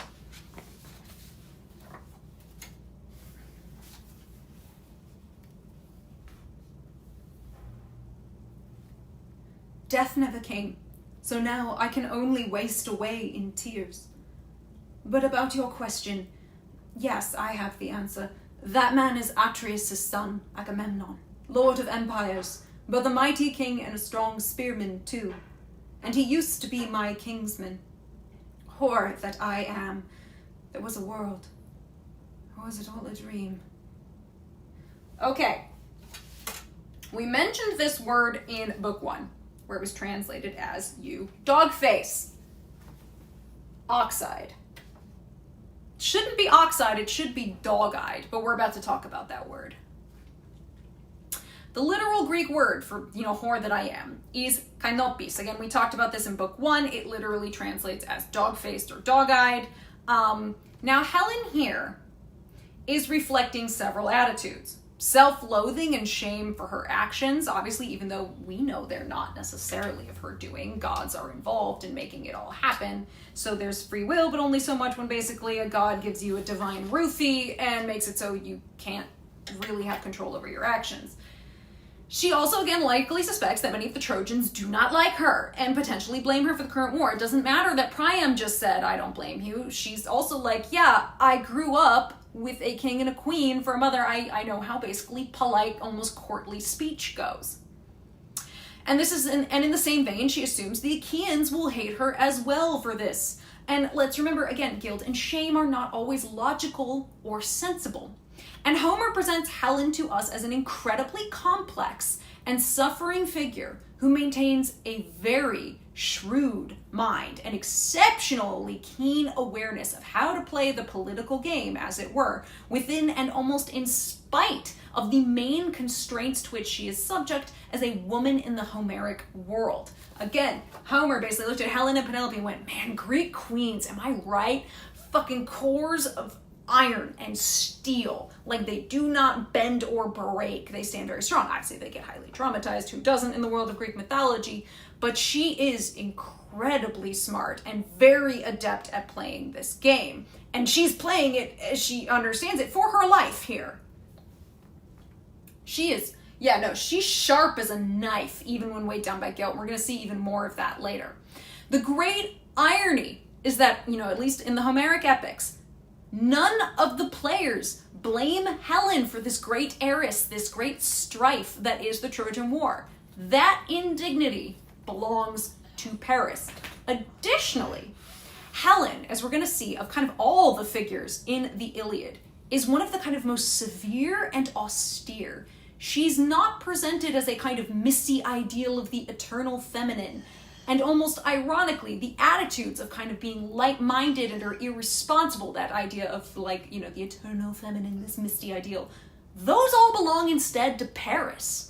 None of those apply to Helen as we see her in the Iliad, nor even as we see her in the Odyssey. And let's remember, in the Odyssey, she used that same phrase, kainopis, and we also know that Fagles translated it the same way, and she was using it as a political test of Telemachus and Pisistratos, who had just come to the court in Sparta. Could part of her self-deprecation be meant to deflate their own impulse to insult her? Basically, I know what I am, you don't need to remind me. There could be an element of that. It's more, I know what I am, because in her heart, she kind of believes it. We would say, you did nothing wrong, I know how you see me. Now, to be fair, she's talking to Priam, who has already said, I don't blame you. But she's just like, look, I know courtly speech, I'm playing the part and the game, I'm keeping myself safe. She is an incredibly shrewd player. Now, you will often see a lot of scholars question whether is she being shrewd and keeping herself safe, or they will say, is she just being deceitful, and is that, a knock on her character? I leave that to you. It's kind of up to you in your interpretation and how you see Helen. I find the way that she plays the game fucking admirable and just a masterclass. Her and Penelope are masterclasses of being in really bad, almost unprecedented political situations as queens and navigating them with panache and just like with absolute top tier skill. Yes, as I said, she referred to herself the same way in the Odyssey in Book 4. And she again was doing it in the form of almost like a political test for Telemachus and Pisistratos. And we had a whole, if you go back to Book 4 of the Odyssey in Book Club, we had a good talk about that. And this bit, was it all a dream? Is this the line we're referring to here? Yeah. Now here there's also a bit, she goes, there was a world, or was it all a dream? Excuse me. Closer in Greek, it seems it is translated as, if that has ever been true. And what this is, as Mariana notes, it's a sign of dissociation between the present and the past. I'm sorry, and a past that seems so distant, it basically feels like a dream. Like Helen is not sure if that was ever really her life. Again, remember, it's been 9 years she's been here behind the walls of Troy. There is absolutely a sense of you would start to question a lot. And it is sad, and that kind of dissociation from the present with, did the past even happen? Was it even real? Like you start to, your memory gets, you start sort of adapting psychologically.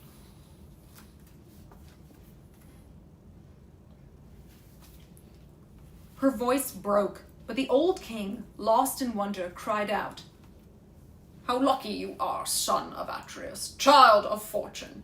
Your destiny so blessed. Look at the vast Achaean armies you command. Years ago, I visited Phrygia, rife with vineyards, saw the Phrygian men with their swarming horses there, multitudes, the armies of Atreus, Mygdon like a god, and camped that time along the Sangarius riverbanks. But I took my stand among them, comrade in arms, the day the Amazons struck, a match for men in war. But not even those hordes could match these hordes of yours, your fiery-eyed Achaeans." Okay, slight little detour into a glimpse into the past of Priam and some people who are mentioned.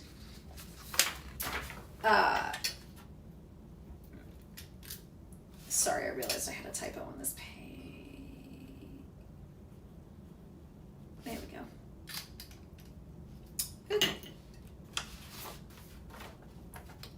So that little detour talking about Phrygia. And we mentioned somebody called Otreus. He's the legendary founder and king of a place called Otreo, named it after himself, in southern Bithynia, which is in the Hellespont, Phrygia. He's said to have fought alongside Mygdon and Priam against the Amazons, again on the bank of the Sangarius. Now, in the Homeric hymn to Aphrodite, Aphrodite actually introduces herself to Anchises, who is, I forgot the N in there, who's of course the father of Aeneas. Anaios, I guess it would be Anaias. Anchises. As a daughter of Otreus. So that's kind of the only mention we really have of him now. Mygdon, also a king of Phrygia, a son of Acmon. He was the father to Corebos, who came to the aid of the Trojans during the war, supposedly out of his love for Cassandra. Obviously that didn't work out. Whoops. Now, the Amazons, since they got a mention, and technically Amazons do show up on the side of Troy.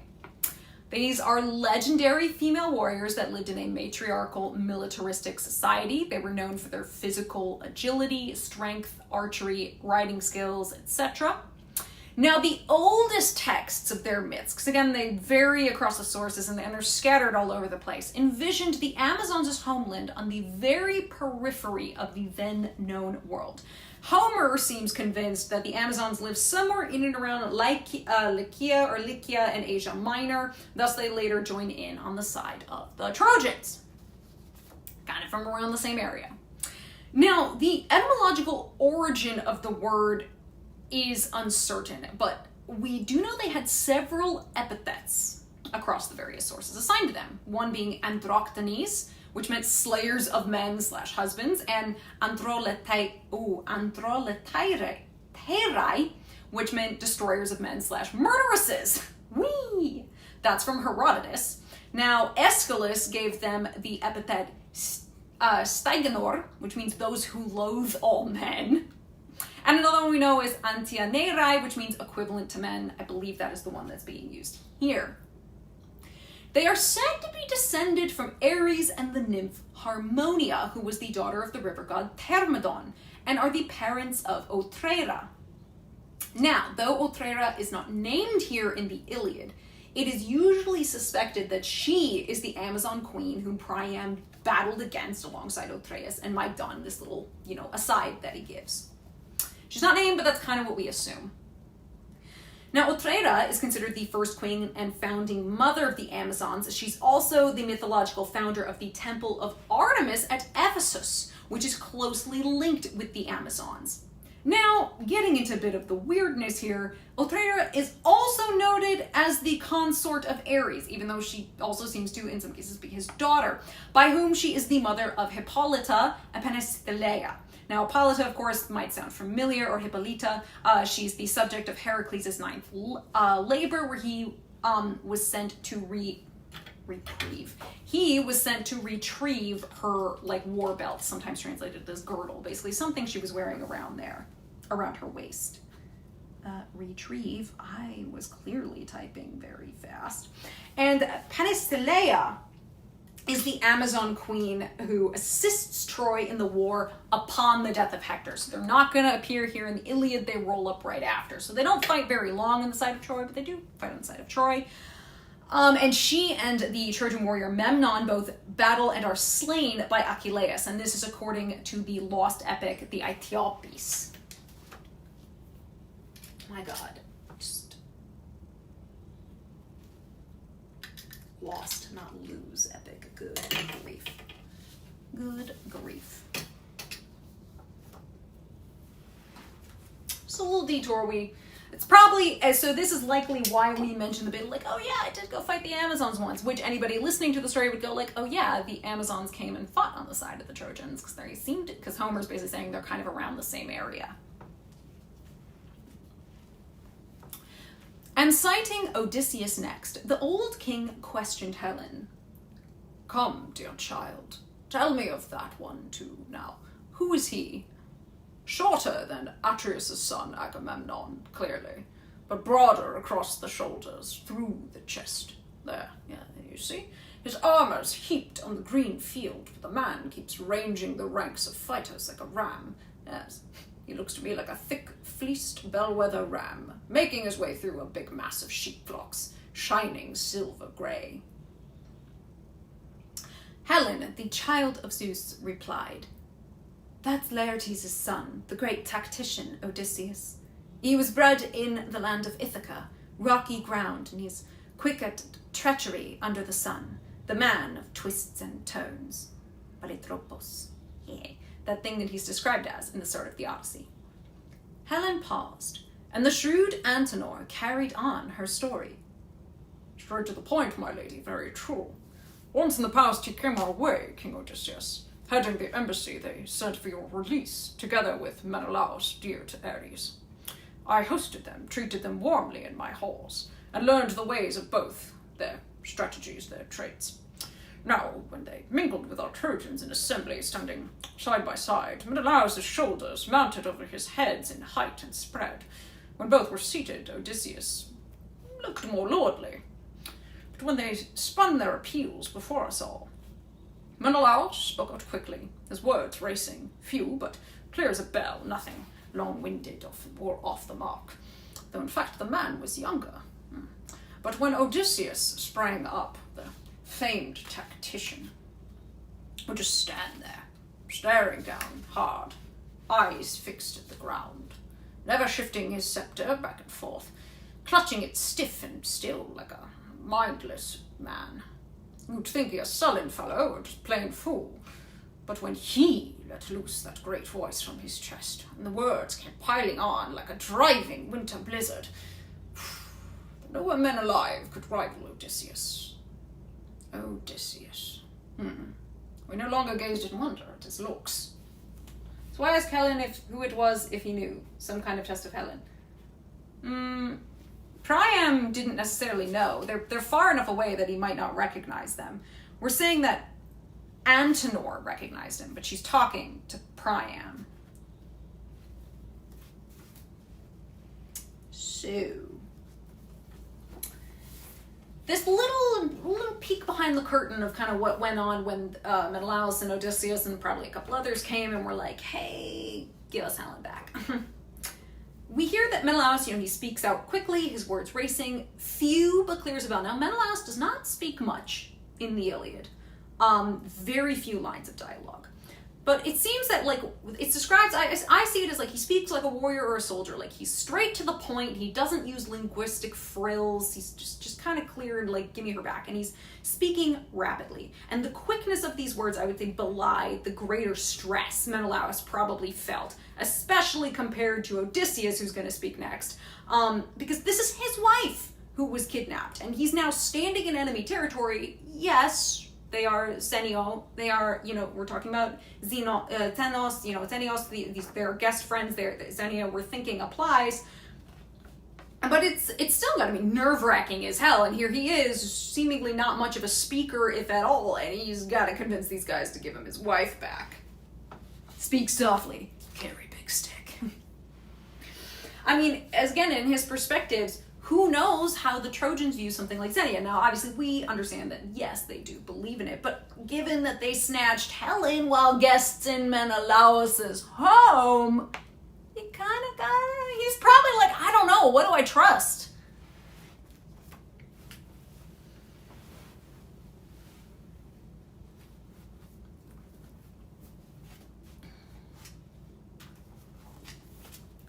Catching sight of a third fighter, Ajax, the old king asked her next. Who's that other Achaean, so powerful, so well built? He towers over the Argives, his head, his massive shoulders. And Helen, in all her radiance, her long robes replied, Why, that's the giant Ajax, bulwark of the Achaeans. And Idomeneus over there, standing with his Cretans, like a god, you see, and the Cretan captains form a ring around him. How often Menelaus, my good soldier, would host him in our halls in the old days when he'd sailed across from Crete. And now I see them all, the fiery-eyed Achaeans. I know them all by heart, and I could tell their names. But two I cannot find, they're captains of the armies, Castor, breaker of horses, and the hardy boxer Polydeuces. My blood brothers. Mother bore them both. Perhaps they never crossed over from Lacedaemon's lovely hills. Or come they did, sailing here in the deep-sea ships. But now they refuse to join the men in battle, dreading the scorn and the curses hurled at me. Okay. We mentioned Castor and Polydeuces. The Dioscoroi, also known in Roman as the Gemini.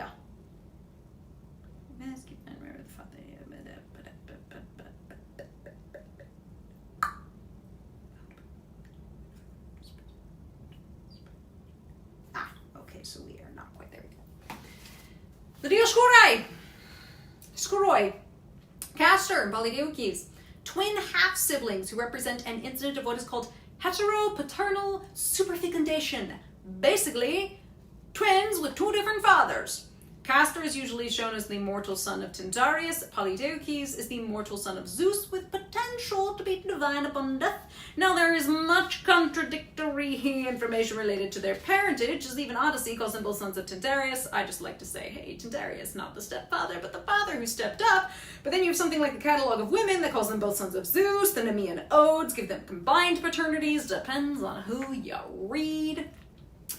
They are sometimes both mortal, sometimes they are both divine. The only constant is that if only one is divine, it is always Polydeuces. He is always said to be the one who is the son of Zeus.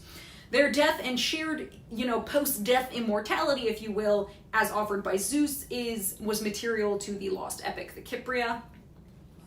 They appeared to have died prior to Iliad, but by Odyssey they are described as alive despite having died, indicating they've already made their deal with Zeus. It kind of seems that's the route Homer went. Now, both are described as excellent horsemen and hunters who were Argonauts and participated in the Caledonian boar hunt. Don't ask questions about the timeline, I don't know. Now, Polydeuces is said to have boxed against and defeated King Amycos of the Bebryces, who were a savage mythical people in Bithynia.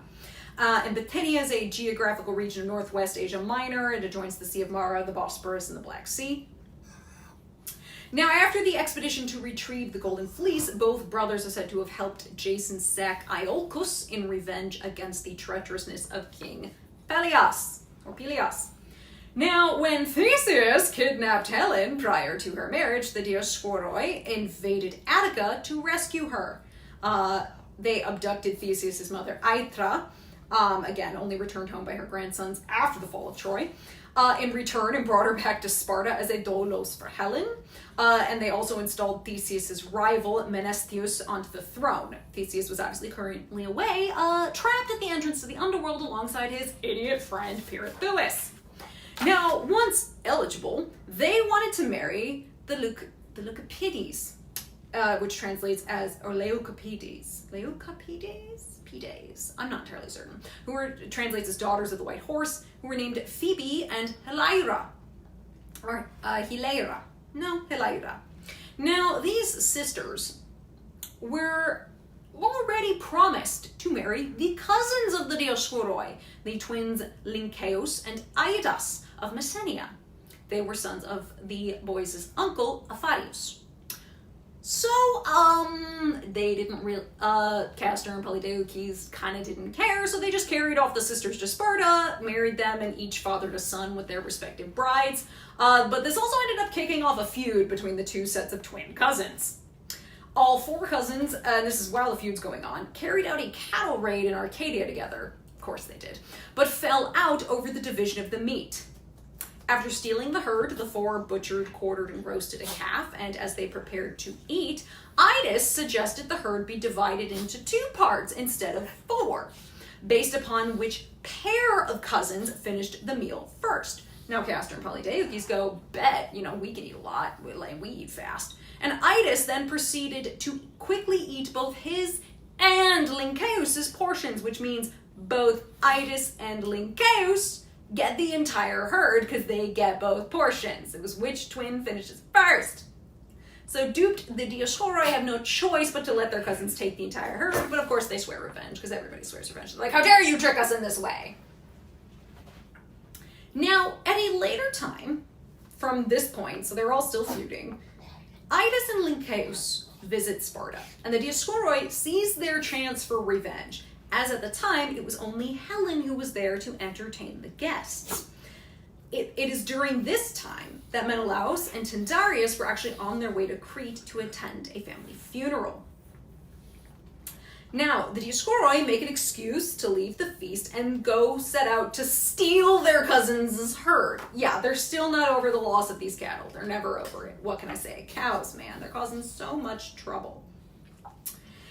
Now, eventually, Idas and Lynceus also take their leave to return home as well. Like, hey, it was nice seeing you, cousin-in-law, all of that. Or no, not cousin-in-law. Good seeing you, cousin Helen. We're going home. Now, this left Helen alone with, who would you believe it but Paris, and ultimately led to her abduction. So the four cousins' feud unintentionally helped set in motion the cause of the Trojan War. They were beefing over beef, and Helen ended up alone. And that's how it all happened. Wild. So, what happens? Well, Castor and Polydeuces reach the herd. Castor climbs a tree as lookout while Polydeuces begins freeing the cattle. He's getting them to scatter so they can go steal them. However, Lynceus and Idas are on their way back. Lynceus actually spots Castor up in the tree. They're probably like, what in the hell, isn't it night? Well, Lynceus' name translates literally as lynx-like, and he is said to have been able to see in the dark. This came in useful when he served as a lookout on the Argo and during his participation in the Caledonian boar hunt. So he's got extra good night vision, basically. And Lynceus and Idas therefore immediately realize what's going on. They're like, oh, fuck, the cousins are trying to take the cows. God damn it.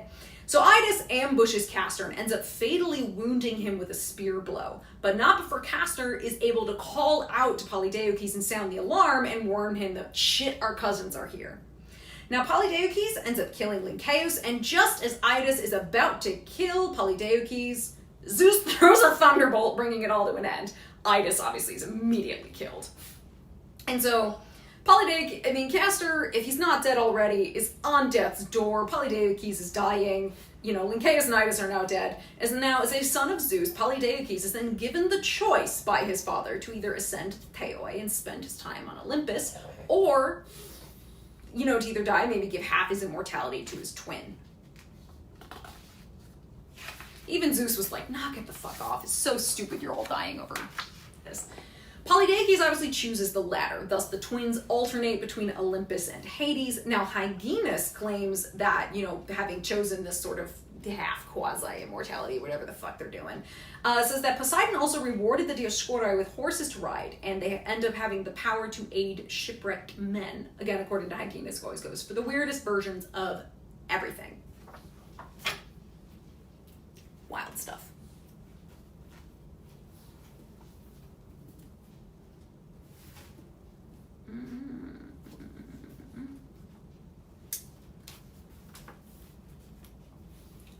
So she wavered, but the earth already held them fast, long dead in the life-giving earth of Lacedaemon, the dear land of their fathers.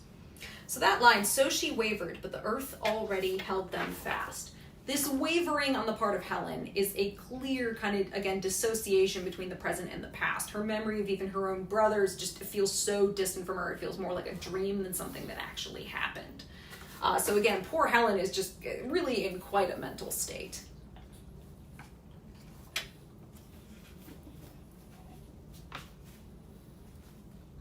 Now through Troy, the herald brought the offerings for the gods, sacred victims to bind and seal the oaths, 2 lambs and the wine that warms the heart, the yield of the vine, filling a goatskin sack. And the herald Idios carried a gleaming bowl and golden wine cups. Reaching the old king's side, the crier roused him sharply. Son of Laomedon, rise up! They are calling for you now, commanders of both armies, stallion-breaking Trojans and Argives armed in bronze. So that bit, son of Laomedon, I did mention Priam, the last king of Troy. He's the son of Laomedon, who used to be the king of Troy. So who was Laomedon? He was a son of Ilus and a king of Troy. He's a nephew of Ganymede and Assaracos. He is obviously the father of Priam. His name literally translates to ruler of the people. It was said that Laomedon owned horses of divine parentage that were a gift from Zeus as basically compensation for the gods taking of Ganymede. Basically, sorry, I took your uncle, here's some magic horses. It is also said that Anchises, again, the father of Aeneas, was said to have secretly bred his mares to these horses, which are kind of just like, that's sneaky as shit. I do kind of like that. Kind of makes me laugh. Now, we know that Zeus sent Poseidon and Apollo to serve Laomedon as punishment for conspiracy, and it was during the reign of Laomedon and during this time that they participated and built the walls of Troy. Now, after the walls' completion, Laomedon does something extremely stupid. He refused to pay the gods, which led Apollo to send a pestilence, aka a plague, and for Poseidon to send a sea monster to attack the city. I mean, good God, how dumb do you have to be to not pay the gods for building your goddamn walls? Even if they're there as punishment. What the fuck? Pay the gods. Hi. How are you doing, pumpkin? Oh, thank you. Giving me some kisses? Yeah? You want some blankie? Is that better? That make you feel better? Yeah? Okay, here we go. We welcome Peg back. Oh, thank you. Yeah. Now he's got a plague and a sea monster attacking the city. He does eventually appease Apollo, so the pestilence goes away. But damn, we still have a sea monster attacking. He was told he had to sacrifice his daughter Hesione to the sea monster, but he did not have to pull an Agamemnon because luckily for him, Heracles happened to arrive at Troy and agreed to save the princess in exchange for Laomedon's magical horses. Again, these divine horses that he got from Zeus is a sorry I took your uncle. And Heracles is like, I mean, I can totally defeat that monster and you won't have to sacrifice your princess and, like, no shit's gonna happen. But, like, I want those horses. Which I'm like, you know what? Fair deal.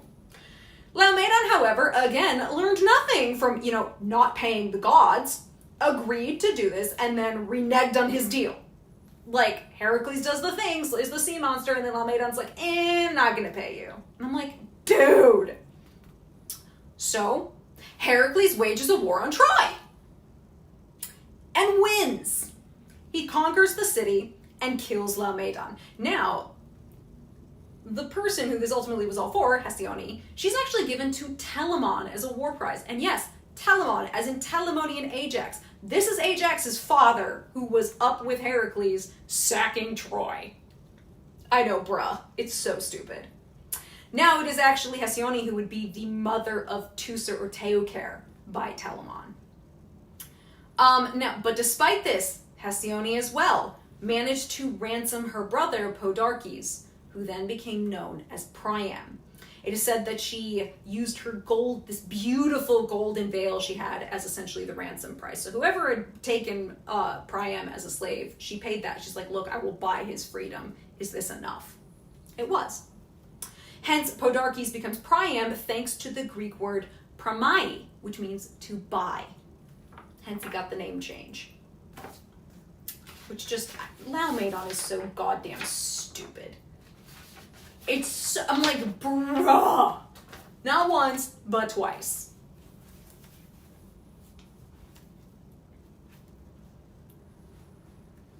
Where was I? There we go. I'm in bronze. Come down to the plain so you can seal our oaths. Now Paris and Menelaus, Atrides loved by Ares, will fight it out with their rugged spears for Helen, and Helen and all her treasures go to the man who wins. Now, I want to make a note about this, because he says they'll fight it out with their rugged spears for Helen. And go serve this mortal, Hera. Just hang out there for a bit. Athena, don't worry about it, my favorite daughter. Yeah, I know. It's wild. Athena, no consequences for that. None. These two lines. We'll fight it out with their rugged spears for Helen, and Helen and all her treasures go to the man who wins. I want to talk about, in this case, the objectification of Helen, the making of her into an object, which has kind of already been happening in this book in particular, but really, to me, comes to a head here. Because in Greek, Idaios does not actually use Helen's name at all in either line. Fagles adds her name in the translation, and he does it, obviously, for clarity's sake. Because instead, he states that Menelaus and Paris are going to fight concerning a woman/wife. The word means either woman or wife.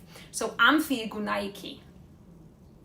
Now, he does use Menelaus and Paris' names. He has no problem naming either of the men about to fight for her, but cannot even bother naming Helen herself. He sees her as little more than an object. And mind you, he's doing this in earshot of Helen. She's right there next to Priam.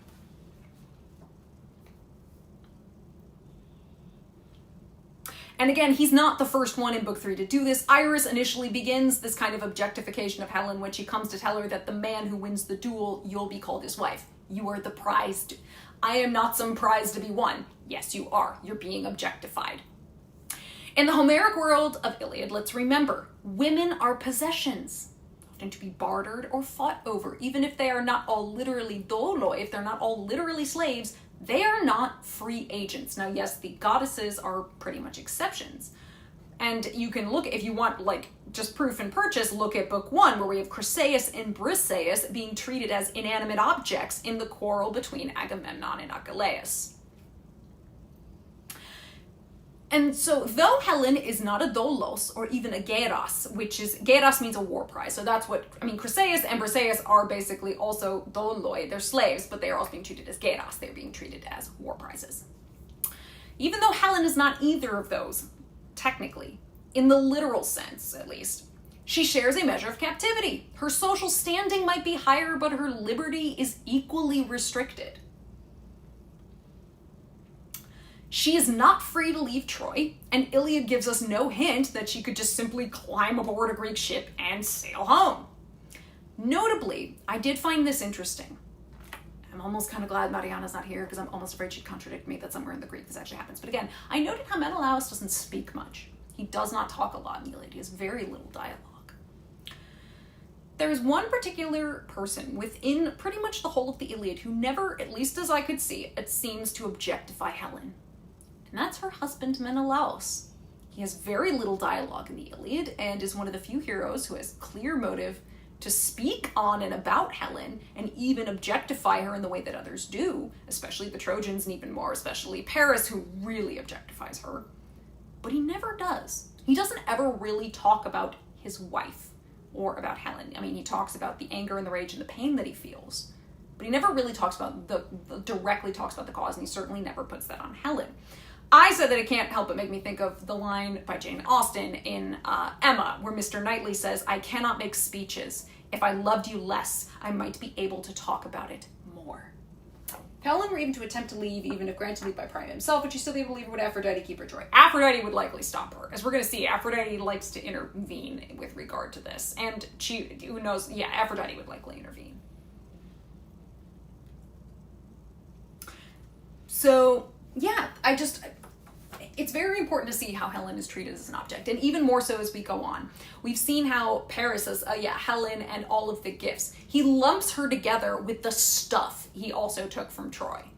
And she's often referenced alongside objects. We'll get more into that when we hit like book 6 and stuff, because there's more of it there, and I'll talk about it more there. But yeah, it's very crazy to see how she's objectified. And yet, in all of the Iliad, the one person, when I looked through it, at least in the translation, who never really does that, who would have like the most potential to do that, is Menelaus.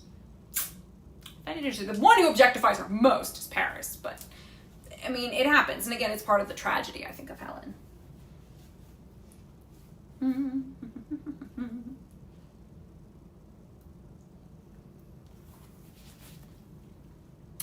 The rest will seal in blood their binding pacts of friendship.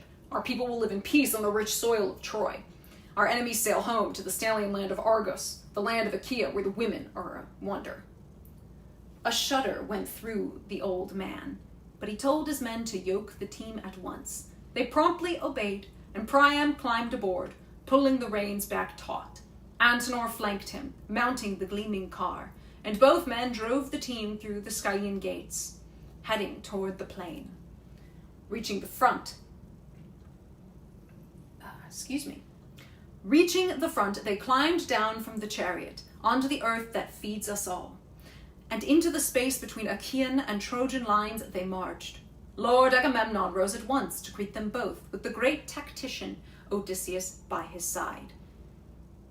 The noble heralds brought on the victims, marked for the gods to seal and bind the oaths. They mixed the contenders as wine in a large bowl, and rinsed the warlords' waiting hands with water. Atreus' son drew forth the dagger always slung at his battle sword's big sheath, cut some tufts from the lamb's head, and heralds passed them round to Achaean and Trojan captains. So these tufts of wool that they're cutting off these lambs that are about to be sacrificed, they're cut from the victims' heads, and it's a symbol that all the chiefs present are taking part in this kind of oath, we'll say this treaty, if you will. They're swearing by these animal victims. And unlike most treaties and reconciliations, this sacrifice is being done without fire. There's no fire happening, which usually you do see happen, but not so much here. It's kind of unique. Could this also be a sign that, oh, it's so unique because none of this is ultimately going to work, we're not going to end it all here?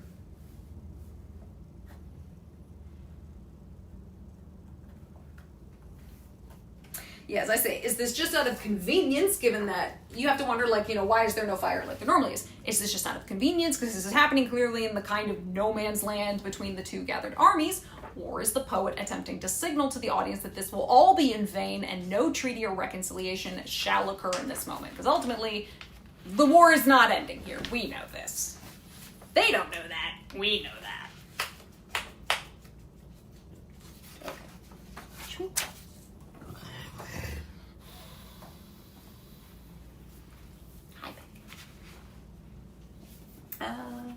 Peg, where did I put the iPad right there. I have my notes atop it. Making sure I'm not missing anything by Mariana. Again, I'm pretty sure I got all of her notes into mine, but you never know.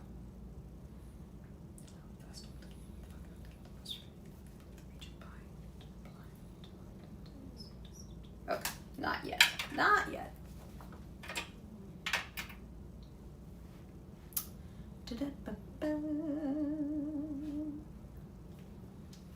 Ah, here we go.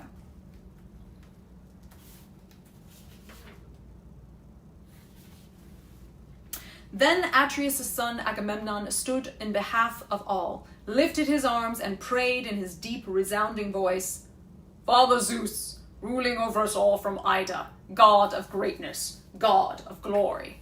Helios, sun above us, you who see all, hear all things. Rivers and earth, and you beneath the ground who punished the dead, whoever broke his oath, be witness here. Protect our binding pacts. So, that little bit. And you beneath the ground who punished the dead, whoever broke his oath. These are a reference to the Erinyes, sometimes called the Eumenides, who you might know in English as the Furies. They are superhuman personifications of the vengeful anger stored up in those who have died, and whose death requires vengeance. When someone dies angry, there's unfinished business to be processed after death. So the Erinyes represent that unfinished business. They are the angry spirits of the dead, including dead heroes, as according to great friend of the show, Gregory Nagia. And they also punish such crimes by hounding the culprits relentlessly. They have kind of an indeterminate number, and their parentage varies across the sources, and it's a wide range of, like, who are their parents. Hesiod and Apollodorus both say they are born from when the blood of Uranos' castration fell onto Gaia alongside the Gigantes and the Melii, who are nymphs of the ash tree. But Aeschylus says they're daughters of Nyx, the personification and goddess of night. Now, in Iliad, Homer says that the Erinyes live in Erebos. Now, Homer likes to use that word Erebos to refer to the underworld itself. It's not to be confused with the primordial deity who's the personification of darkness. Because that would be weird. So, and of course in Erebos, the underworld in Odyssey we know is said to exist on the shores of Okeanos, basically the edge of the known world, at the edge of the earth. But, interestingly, in Theogony, Hesiod specifies Erebos seemingly as another name for Tartarus, as it is a subterraneous place in which Zeus casts the Titan Menoetios, and also from hence he brings up the Hekaton Kairis. Isn't Styx supposed to be the punisher of oath breakers, or am I mixing up my underworld deities? Styx only punishes gods who swear by her. She's only for the gods. She's not the punisher of, like, every oath that gets broken. You're talking about very specifically if gods break the most solemn oath on the river Styx. That's the only time she's, like, essentially that oath is invoked. Oh, it's a Percy Jackson thing? That makes sense. So no. So, in Athenian tragedy, remember how we talked about Time and Cleos? Remember Time? The whole, like, physical manifestation of your honor, like gifts, war prize, booty, stuff, all of that. The Erinyes also demand Time. You gotta give a shit to honor us. In Aeschylus' Eumenides, which is the Eumenides being the third and final play.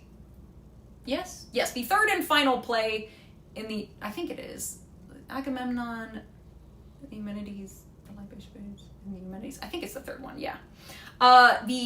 Which is the third and final play in the Oresteia, which is the ending of the nonsense of the House of Atreus.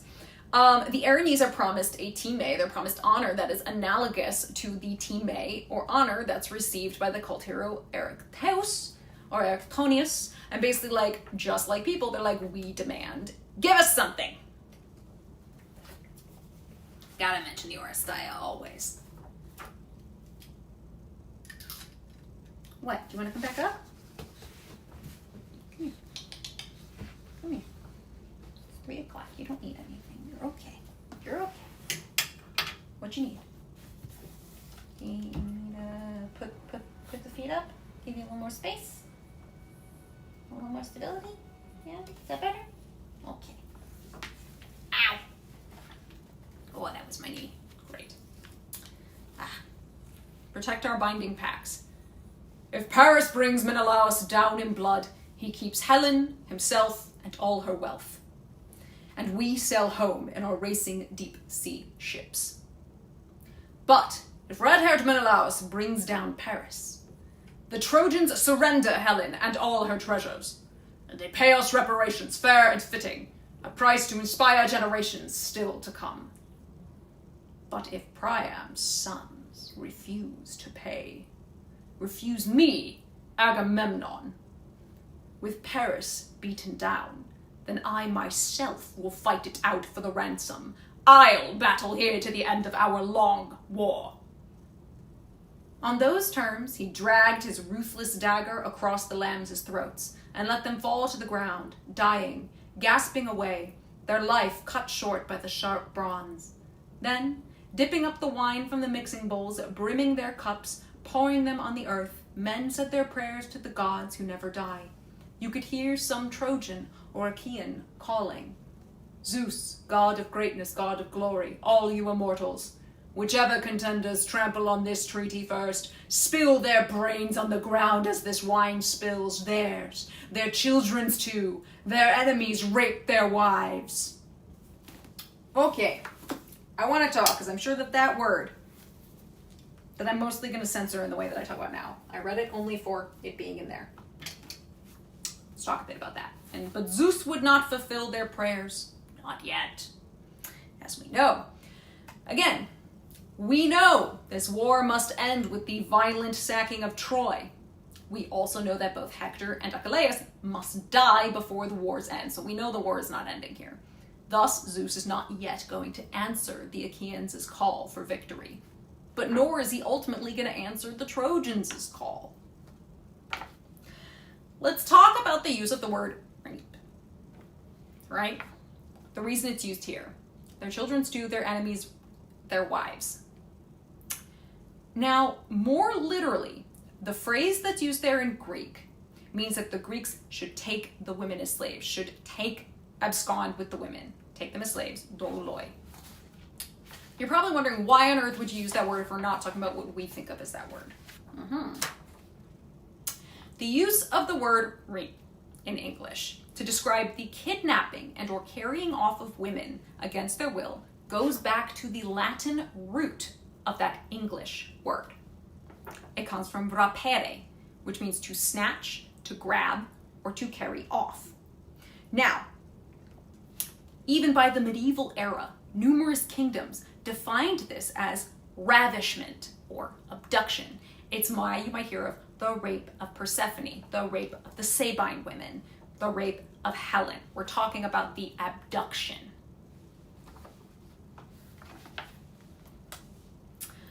Now, actually, even more so, in Roman law, the carrying off of a woman by force, with or without sexual intercourse, constituted the crime of raptus.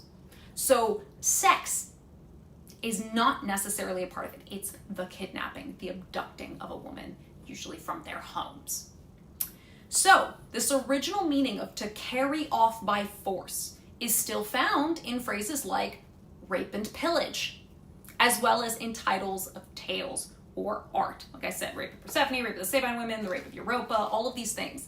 So this word is being used in the poetic context. We're not obviously talking about the modern crime that we think of what exactly that is defined as. Not back then. It didn't mean the same thing. Now, yes, was SA unfortunately likely a part of it? You're usually being kidnapped to be this person's bride or slave or what have you. So likely, but that was not necessary for the use of that word. At least in a modern context. Obviously in Greek it's a different word because this is that word specifically as we know it comes from a Latin root, but catch my drift here. I kind of just wanted to bring that up because I think it's important just in case anybody got confused. It's interesting linguistic stuff.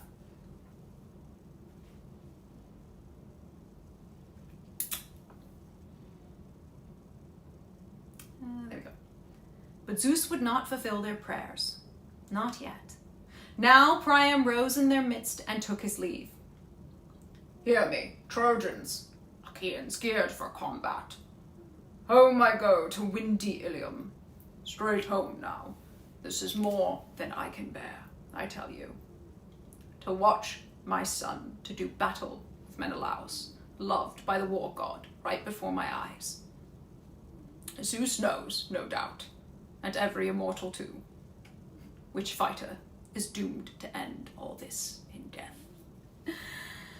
Basically, Priam has little to no confidence in Paris' fighting abilities, especially against Menelaus. Now, a more modern, moralistic view might link his belief to Menelaus having kind of the esoteric moral high ground in this situation, but it's really much more about force and ability. He's like, no way is my son beating this guy. Like, absolutely not. So, Menelaus is a warlord who has fought and won battles, including the assisting of his elder brother Agamemnon in the reclamation of their ancestral kingdom of Mycenae. Like, dude's got experience, and he's a warlord. He is called Lord of the War Cry, loved by Ares. Like, come on now. But also, let's note that the bodies of the sacrifice now, he says, and laying the victims in the chariot. So he's taking these now slaughtered lambs that he had brought out, he's taking them back. The flesh of the victims sacrificed to confirm an oath was not eaten, since essentially a curse rested on it. So it was generally buried. So while Priam is bringing his lambs that he brought back into the city for burial, the Achaeans basically had to cast theirs into the sea, as they are unable to currently bury it on their own lands. They're kind of a little far from home. But you did not eat these the way we would see other sacrifices go. Because they're basically saying, like, do this or else bad shit happens to you. It's like, yeah, I don't want to consume that.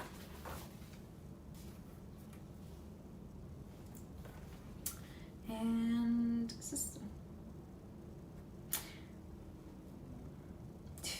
Held fast covered life prosperity. Where is that bit? I clearly missed a bit with one of Akia's notes.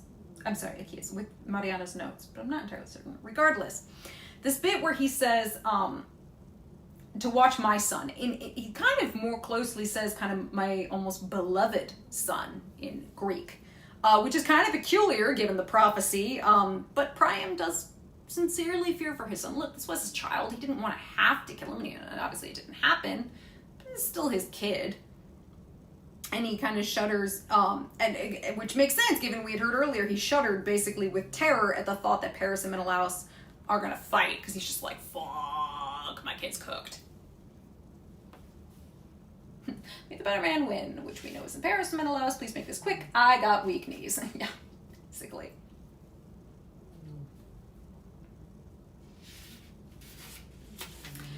And laying the victims, okay, yeah, oh no, we're good. And laying the victims in the chariot, noble Priam climbed aboard, pulling the reins back taut. Antenor flanked him, mounting the gleaming car, and back they drove again, heading home to Troy. But Priam's son, Prince Hector, and royal Odysseus measured off the ground for single combat first, then dropped 2 stones in a helmet, lots for casting. Who would be the first to hurl his bronze-tipped spear? The armies prayed and stretched their hands to the gods. You could hear some Trojan or Achaean pleading, Father Zeus, ruling over us all from Ida, god of greatness glory, whoever brought this war on both our countries, let him rot and sink to the house of death. But let our pact of friendships all hold fast. I want to know, it says, ruling over all of us from Ida. Now, whether you were a Greek or a Trojan, you could be talking about one of 2 places. I noted there are 2 Idas. Most likely we're talking about Phrygian Ida, a place that was referenced before. Again, there's 2 mountains named Ida in Greek mythology. One of the Idas is in Crete, and this other is in the Troad region of Anatolia. Now, it is said that the Phrygian Ida is where Zeus abducted Ganymede to Olympus. And on its topmost peak, which is known as Gargaros, that is where Zeus is said to be located during the Trojan War, very specifically in or at the altar of Zeus at Gargaros. Now, the other Ida on Crete, that is where it is said he got hidden away as a baby and was able to survive after, he didn't get swallowed by Cronus. So, I guess they could be talking about either Ida. It does seem they're specifically meaning Phrygian Ida, but when they're talking about Ida, it could be one of 2. My shirt, it says, tell your dog I said hi.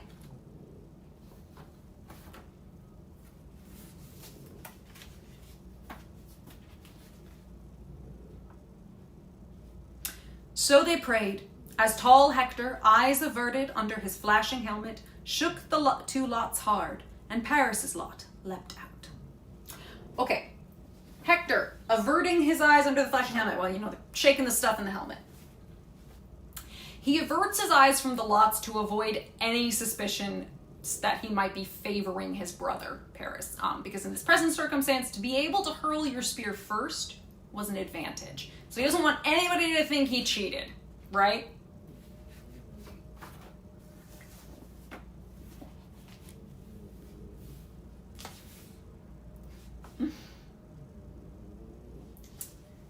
The troops sat down by rank, each beside his horses, pawing the ground where blazoned war gear lay. And now, one warrior harnessed burnished armor on his back, magnificent Paris, fair-haired Helen's consort. First he wrapped his legs with well-made greaves, fastened behind the heels with silver ankle clasps. Next he strapped a breastplate round his chest, his brother Lycaon's that fit him so well.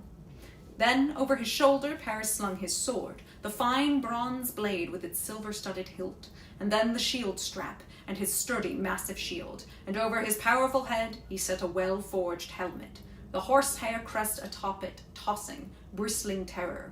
And last he grabbed a spear that matched his grip. Okay, so this whole arming of the heroes, as I like to say. We talked 6 very specific pieces of armor, and these 6 specific pieces and the steps in the process of arming oneself for battle represented basically the complete armament of the Homeric warrior. And in Homer's epics, these 6 pieces are always mentioned in the same order. We love repetition. Now it is notable that Paris is having to borrow armor. We hear that he has to wear his brother Lycaon's armor, which fits him so well. Paris came to fight as a bowman in the back and was thus very lightly armored. I mean, he was also ostentatious and looked weird and was carrying a ton of stuff, but he was not really planning on fighting on the front lines, let's be real. So he has to borrow armor from his half-brother. It's also notable that here, as much as we talked about Paris, and the consort of Helen, all this stuff, his name Alexandros is the one being used here as he begins to wear himself. That Paris has to wear someone else's armor very much shows us this is not who Paris is, nor who he would choose to be. He is the absolute antithesis of the Homeric hero.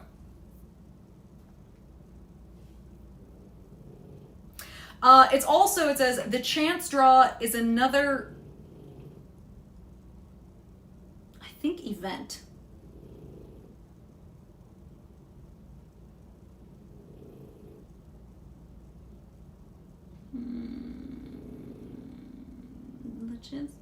No, it's okay. We're good. Fine. Never mind. Whatever.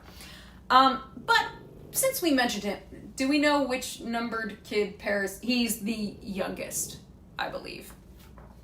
He's the youngest. I think they stopped having kids after Paris. As far as and so that would basically make him number 50. But I'm not entirely certain. And I'd give you a bet. Different sources will give you a different number if they care. Since we mentioned him, Lycaon, he's the son of Priam and Lautoi, so he's the half-brother to Hector and Paris. He was previously captured by Achilles during the war while cutting branches in Priam's orchards. So Achilles sold him as a doulos to Eueneus of Lemnos, but Aetion, who was king of Imbros, bought him from Eueneus and just ended up ransoming him back to Priam. Probably made a pretty penny off of that.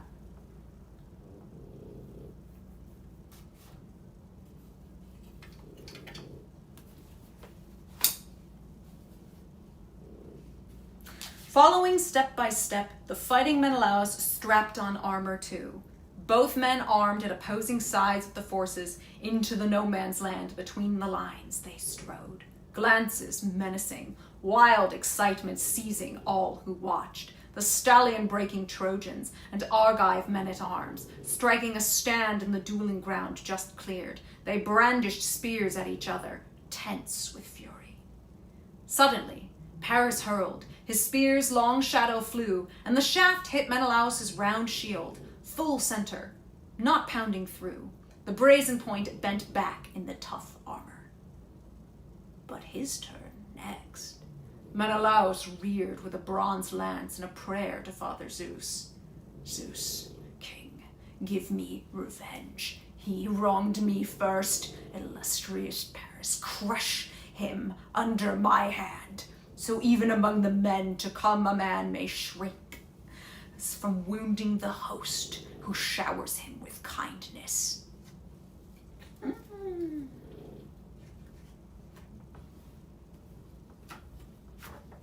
From wounding the host who showers him with kindness, everybody. What are we talking about? We're talking about Xenia. Obviously, I told you it was rearing its ugly head. Xenia! For those of us who might have forgotten from Odyssey Book Club, even though we repeated it so many times. Xenia, universally recognized by the Greeks' code of hospitality that goes two ways. Host to guest and guest to host. Host to guests have to be, so hosts to their guests must be hospitable to guests. They must provide them with a bath, food, drink, gifts, especially parting gifts, and safe escort to their next destination. Hosts must let guests finish their provided meal before asking questions, including even their identity, because to do so is considered rude.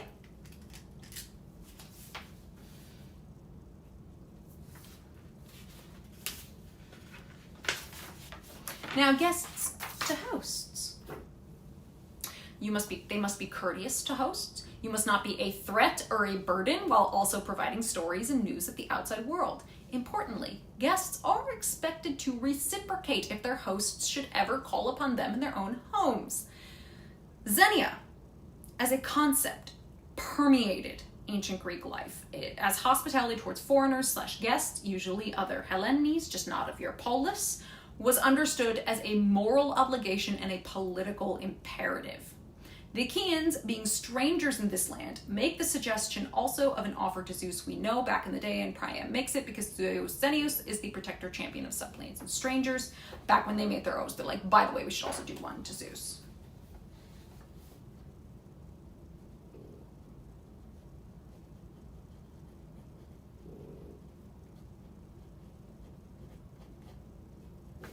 Okay.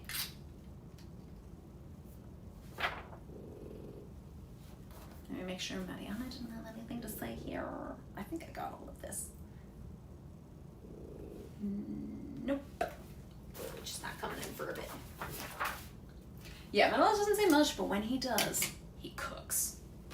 He doesn't speak much, but he's got baller lines. Shaking his spear, he hurled, and its long shadow flew, and the shaft hit Paris's round shield, hit full center. Straight through the gleaming hide the heavy weapon drove, ripping down and in through the breastplate finely worked, tearing the war shirt. Close by Paris's flank it jabbed, but the Trojan swerved aside and dodged Black Death. So now Menelaus drew his sword with silver studs, and hoisting the weapon high, brought it crashing down on the helmet ridge, but the blade smashed where it struck, jagged shatters flying. It dropped from Atreides' hand, and the hero cried out, scanning the blank skies, "Father Zeus, no god more destructive than you. Here I thought I'd punish Paris for all his outrage. Now my sword is shattered right in my hands. Look, my spear flew from my grip for nothing. I never hit him." Lunging at Paris, he grabbed his horsehair crest, swung him round, started to drag him into the Argive lines, and now the braided chin strap holding his helmet tight was gouging his soft throat. Paris was choking, strangling. Now he'd have hauled him off and won undying glory, but Aphrodite, Zeus's daughter, quick to the mark, snapped the rawhide strap, cut from a bludgeoned ox, and the helmet came off empty in Menelaus' fist. So, snapped the rawhide strap, cut from a bludgeoned ox. Now, more literally, the cut from a bludgeoned ox. The Greek translates here as an ox slain with might. I know, I can't believe she stepped in on that peg.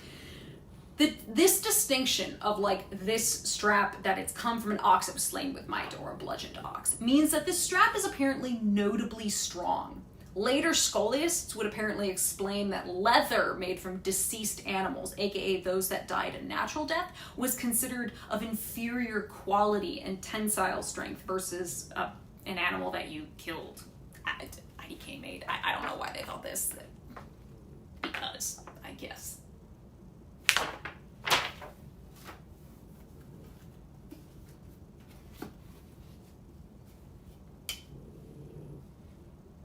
Whirling it round, the fighter sent it flying into his Argive, scrambling fast to retrieve it.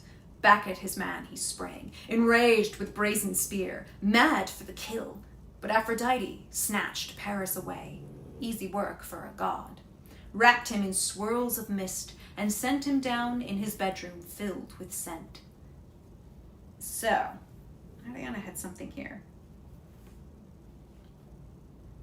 We mentioned that idea that, you know, Paris is the sort of defender of shepherds and and all that stuff at the beginning. It says, now the scene of the beginning of Paris, you know, going and flaunting himself in front of the Trojans, is in front of the Greeks, is somewhat reversed. The mist conceals Paris, who is not the defender of the shepherds, but is the thief that escapes from his punishment thanks to the now friendly haze.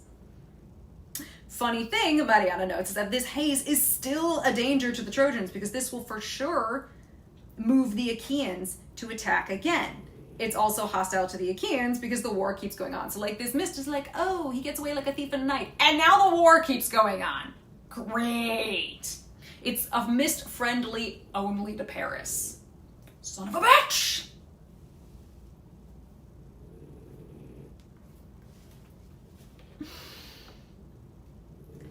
Then off she went herself to summon Helen, and found her there on the steep jutting tower with a troop of Trojan women clustered round her. The goddess reached and tugged at her fragrant robe, whispering low for all the world like an old crone, the old weaver who when they lived in Lacedaemon wove her fine woolens, and Helen held her dear. Like her to the life, immortal love, with a capital L of course, invited. Quickly, Paris is calling for you, come back home. There he is in the bedroom, the bed with inlaid rings. He's glistening in all his beauty and his robes. You'd never dream he's come from fighting a man. You'd think he's off to a dance or slipped away from the dancing, stretching out at ease. Enticing so that the heart in Helen's, breast began to race. She knew the goddess at once. The long, lithe neck, the smooth, full breasts, and the fire in those eyes. And she was amazed. She burst out with her name. Maddening one, my goddess. What now? Lusting to lure me to my ruin yet again? Where will you drive me next? Off and away to other grand luxurious cities? Out of Phrygia, out of Ionia's tempting country? Have you a favorite mortal man there too? But why now? Because Menelaus has beaten your handsome Paris? And hateful as I am, he longs to take me home? Is that why you beckon here, beside me now, with all the immortal cunning in your heart? Well, go to him yourself, you hover beside him. Abandon the gods' high road and be immortal. Never set foot on Mount Olympus, never. Suffer for Paris, protect Paris for eternity. Until he makes you his wedded wife, that or his slave, not I. I'll never go back again. It would be wrong, disgraceful, to share the coward's bed once more. The women of Troy would scorn me down the years. Never-ending heartbreak. So what Helen is, this speech to Aphrodite is just such an insight into just everything going on in her head. We say, enticing so the heart in Helen's breast began to race, initially. Initially, what she's feeling is kind of a sense of anxiety. She's torn between sudden desire and then repulsion at that very desire, until she realizes that Aphrodite is the source of these feelings, right? She's like, you. At this point, Helen feels only angry kind of astonishment, and her following speech is riddled with sarcasm. something that's honestly considerably risky given the temperament of the Olympians in the face of perceived disrespect, especially from mortals. Look, Helen may be a daughter of Zeus, but she is still human and therefore not equal to the Theoi. This is shown in how, like other women, she's still forced to operate under the constraint where she is a captive and a possession in a world where women are ultimately possessions of men, whether it be family, like a father or a brother or your husband. And even if, again, they're not all literally slaves, they're not free agents. She's also subject to the wishes of the gods in a world that is ruled by said gods. And so here she is, even going as far as to blame Aphrodite for her kidnapping. But more than anything else, what I see is that this speech shows kind of the anger and frustration and grief of Helen. She's utterly powerless in the situation to really do much of anything. So all she can do is lash out verbally. And while she'd probably normally just like never dare to lash out like this, and certainly not to a goddess's face, this is the 9th year of the war. We've seen everyone's patience has worn thin. Everybody's visibly reaching their breaking points. Everybody's kind of doing shit they probably wouldn't normally do and behaving in ways that are potentially out of character for them. Making sure I didn't miss anything. I was pretty sure I got all of this.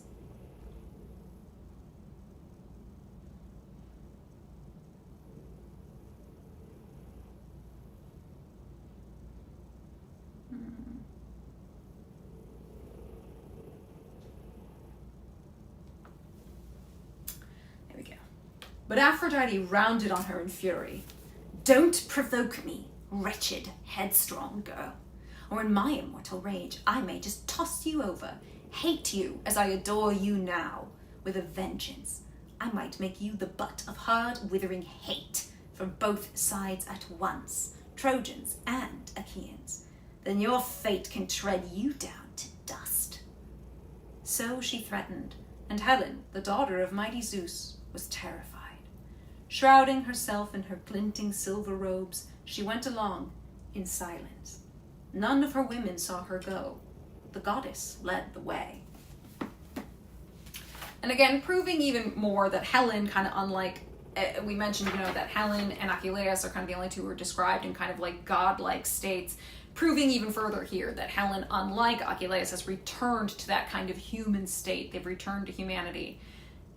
Of being is the sense of shame that she feels here in, leaving the gates and going to the cowardly Paris. I mean, she's veiling herself silently and she's following the goddess, drawing no attention to herself. She does not want to be seen doing this.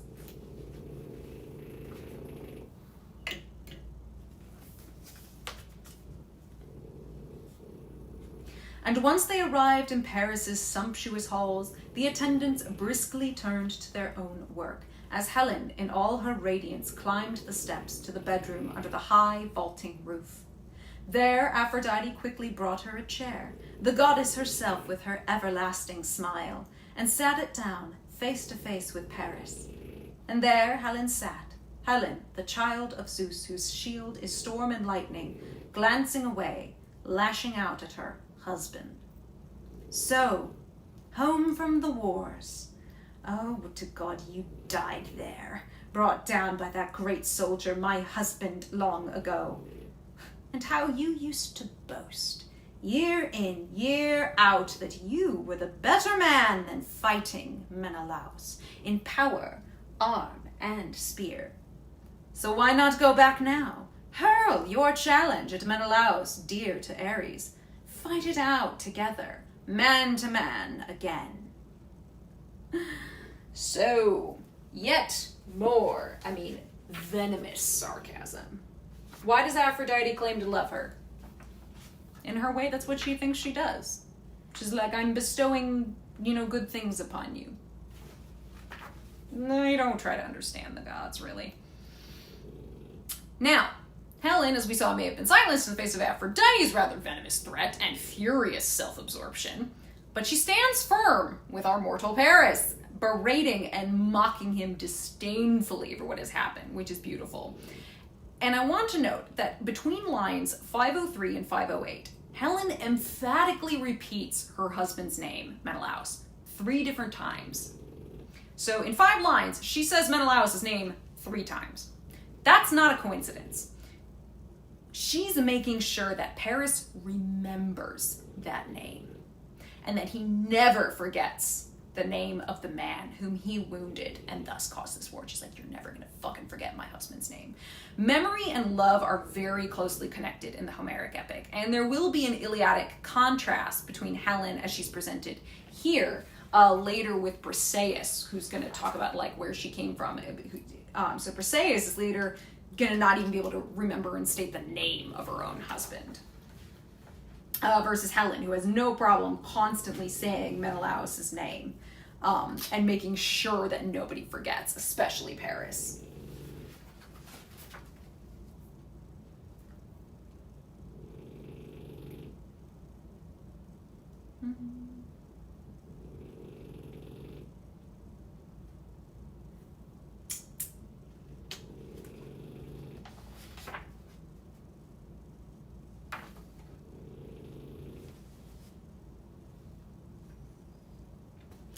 Wait, take my advice and call a halt right here. No more battling with fiery-haired Menelaus, pitting strength against strength in single combat.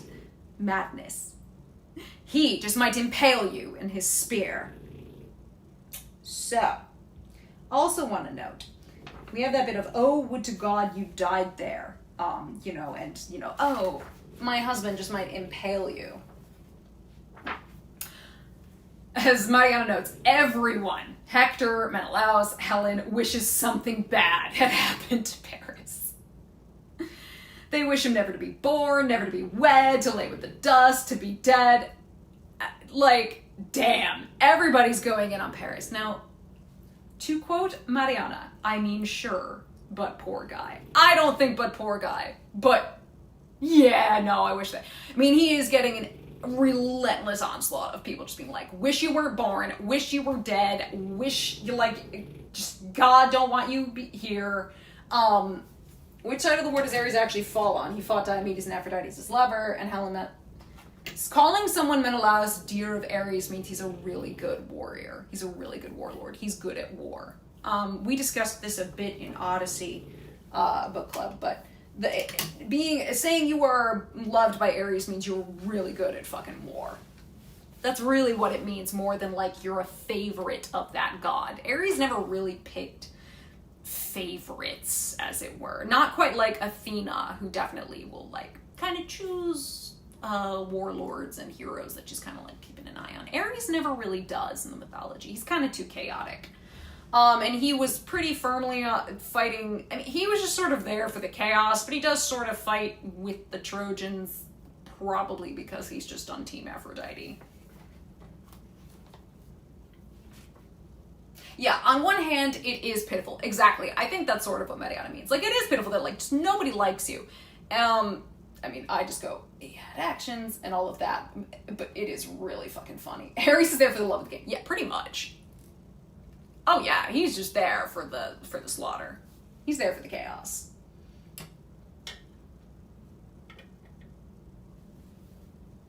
But Paris replied at once to Helen's challenge. No more, dear one. Don't rake me with your taunts, myself and all my courage. This time, true. Menelaus has won the day, thanks to Athena. I'll bring him down tomorrow, even if we have gods who battle on our side. So, I said we would talk a bit about Paris's thought process and where he stands, and that tells us a lot. Menelaus has won the day thanks to Athena. I'll bring him down tomorrow, even if we have gods who battle on our side. Paris, as he's gonna do more than once in Iliad, as we see him frequently say in Iliad, speaks a belief that he has no free will when forced to do something. The outcome depends on the gods. Given the events of the duel, one might argue, given the events of the duel and Aphrodite's continued presence even now, you might understand why he feels that way. But what's really more remarkable here is, again, this utter indifference he has, not only to the duel and its outcome, but what it says more about him to not care at all about any of it. He does not feel in any way the weight of the implications of what is happening. Not upon the Greeks, not upon Menelaus, not upon Hector, not upon the Trojans. Paris is presented to us perfectly in this book as kind of the archer extraordinaire. He doesn't believe in the warrior creed for himself in the slightest. He has to wear somebody else's armor to even be a warrior. He plays along with the reasonings and the acts of war because somebody else, usually Hector, tells him to. It's not in any way something that he actually feels or adheres to like a kind of ethos. He would rather live a coward than die a hero. Given he's the cause of this current great strife, this completely antithetical attitude is something those around him consider kind of borderline deranged. They're like, what the fuck do you mean what? He seems almost like an alien to them with a thought process like that.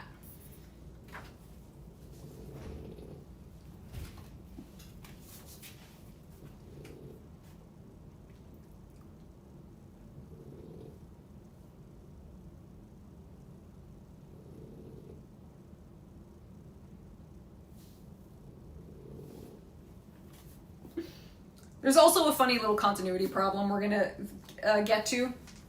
It says, he led the way to bed. His wife went with him. And now, while the two made love in the large carved bed, Menelaus stalked like a wild beast up and down the lines. Where could he catch a glimpse of magnificent Paris? Here we go. As we say, the slight continuity problem is Paris was on the bed already. Like, they don't need to go to the bed. He was kind of already on the bed. I take it as he got up and went to her and then brought her in here. As an actor, he's playing a role rather than is actually the person he pretends to be. No, it's more like a kid who's forced to do something he doesn't want to do. He's like, yeah, I have to do it, so I'm doing it. Right? Like the whole fight in the war, whatever. It's like, he can do it. He just doesn't want to. And then, of course, we come to the bed and affection. Paris, as we say, would absolutely be quite the passionate lover. We know this, but there's war outside the walls. There's no time or place for this. It's just like, dude, what the fuck? We're in a war. You just can't help but shake your head like, what the fuck? Ugh.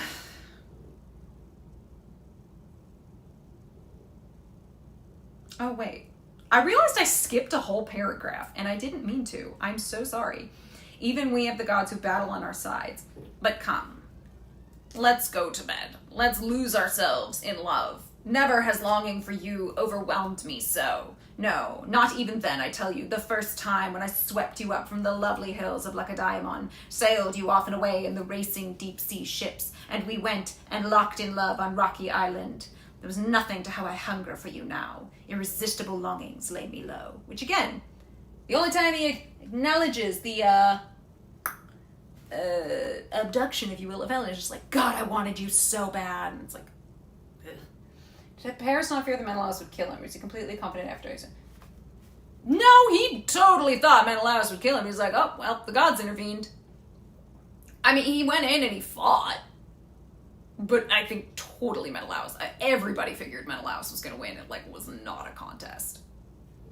Did he think, I place my bets Aphrodite will save me? No, he went in and was fighting. He'll do the thing. He just doesn't want to be there doing it.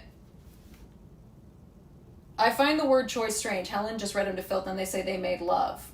It's not a strange decision by the translator. It's like I said, going to bed, making love, having sex, it's likely being translated from the Greek that way. And again, affection and the bed, it's very well linked together. But the whole point is that this is discordant. This doesn't make sense. They also make love because Aphrodite's still there, exerting her influence, the goddess of love. It's all supposed to be super discordant. You're just sitting there like, what is going on? There's war outside the walls. Again, Helen is in no place to really say no, and she's also under the influence of the goddess, and he's being influenced by the goddess. There's a lot of what the fuckery happening here. I don't think it's a strange decision by the translator. Again, I don't have Mariana to back that up on me. Runs with cats. Are you in the Discord? If you're in the Discord, tag Mariana with that question, because I can try and look myself, but she can probably give you a better answer more quickly.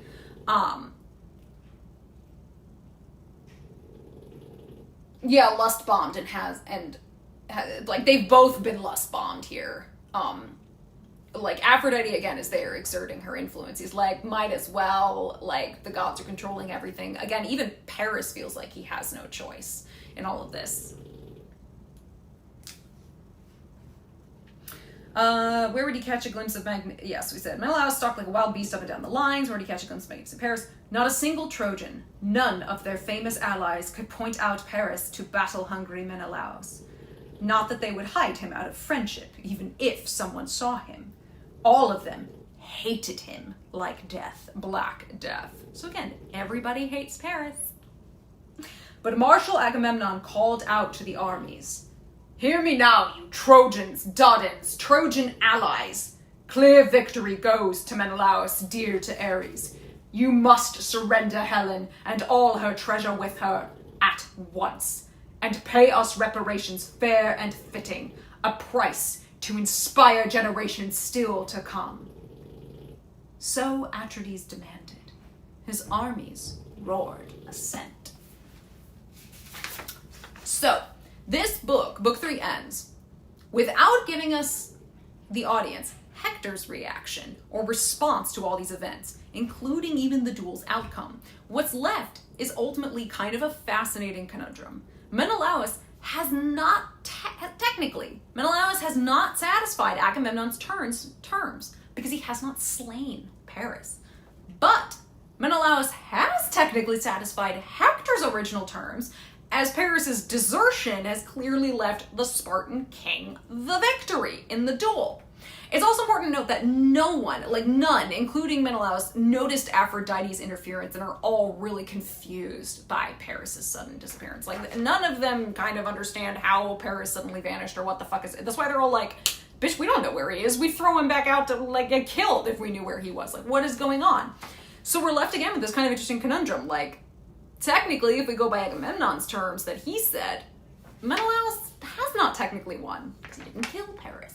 But if we go by the terms that Hector originally said in proposing all of this, Paris forfeited. Like, he scratched. So Menelaus would win. But yes, book 3 kind of leaves you on the cliffhanger of like, what does Hector think of all this? Because that's really almost more important than anything else. He's the guy really commanding the Trojans and their allies.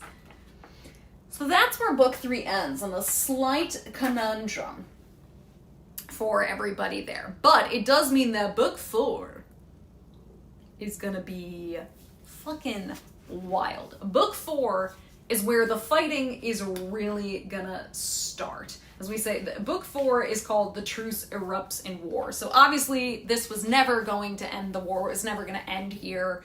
And we're gonna kick back off into some real fighting. You'll get a real look at how Homer likes to write these big battles. We're gonna let Odysseus have a really cool moment yet again that I can't wait to talk about. I mean, he's gonna have a moment, sort of like a mini moment of almost Odysseia.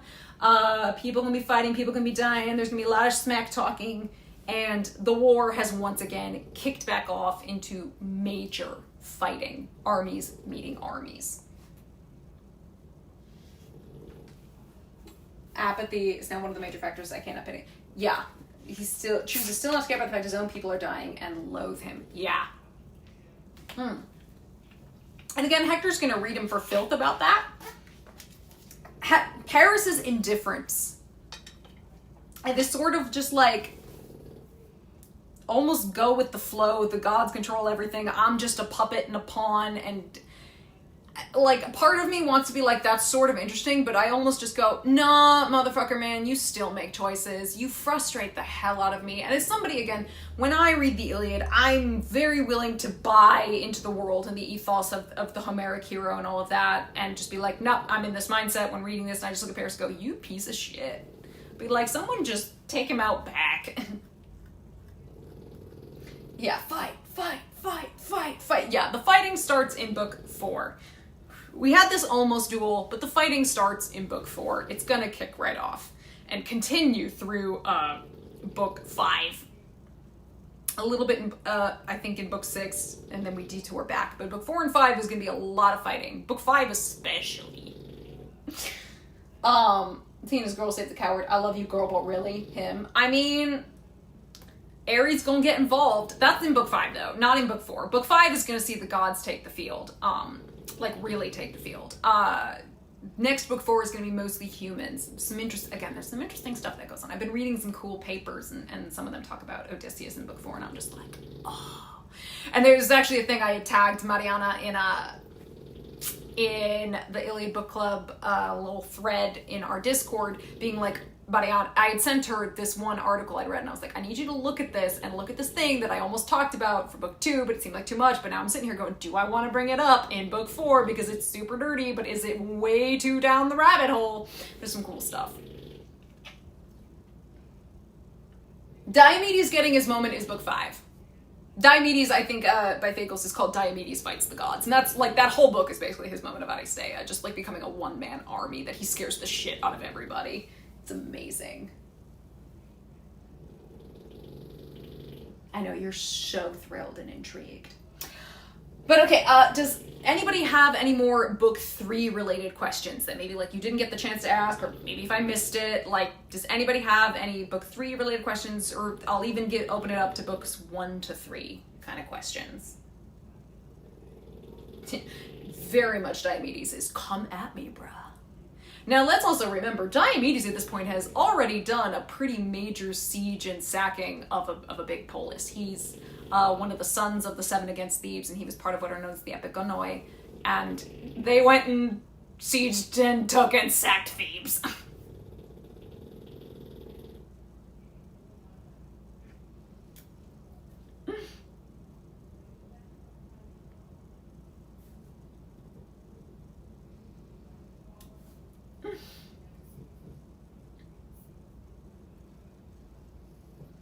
Find a way to turn off the auto-translate feature. It's so weird.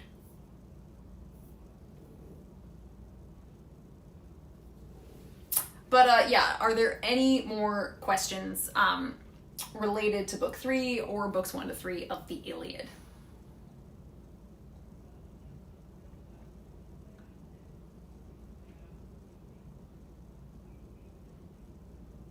Everybody's been asked about we have a canon age for Helen, also in general. No. Nope. Nobody basically gets their ages described. Not a clue. You're kind of guesstimating around, no, we don't have a canon age for Helen. Or for really anybody in general. And also, Helen is spelled with 1 L. Important to note. I've seen a couple people spell it with 2 L's, but her name is spelled like that. So no, we have no idea. Yeah, the timeline, especially of like kind of the Trojan War and all the stuff related to it, is fucking soup. It's like, it's that bit in The Emperor's New Groove where it's like, that beats me. By all accounts, doesn't make sense. Like, it just doesn't make sense. There's no understanding it. And don't get lost in the weeds of time and space or their ages.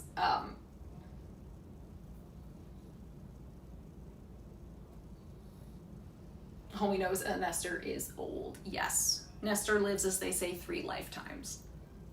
I mean, yeah, don't get lost in the weeds of time and space. Exactly. Yeah, she and Penelope are probably contemporaries of each other. I mean, I think they're around the same age as each other. Considering they were both considered eligible for marriage at basically the same time, they're clearly around the same age. So then also, I was saying Nestor lives 3 generations. I mean, we know Nestor has come to Troy with some, like a couple of his sons, who sadly, at least one of them I know is going to die at Troy. So he's already in the age where it's like, I've watched 2 generations at this point. Oh yeah, he knew Heracles personally, in the same way that Ajax's dad knew Heracles personally. He was just like, yeah, we fucking sacked this city already. It's like, kid, you're going to sack Troy? Man, I did that back in the day, my old buddy Heracles. It's still kicking? Telamon and Ajax. Telamone and Ajax. Ugh, I just always get sad thinking about Telamone and Ajax. Absolute unit. His nickname would be Fridge. The Wrecking Crew, honestly, that fits.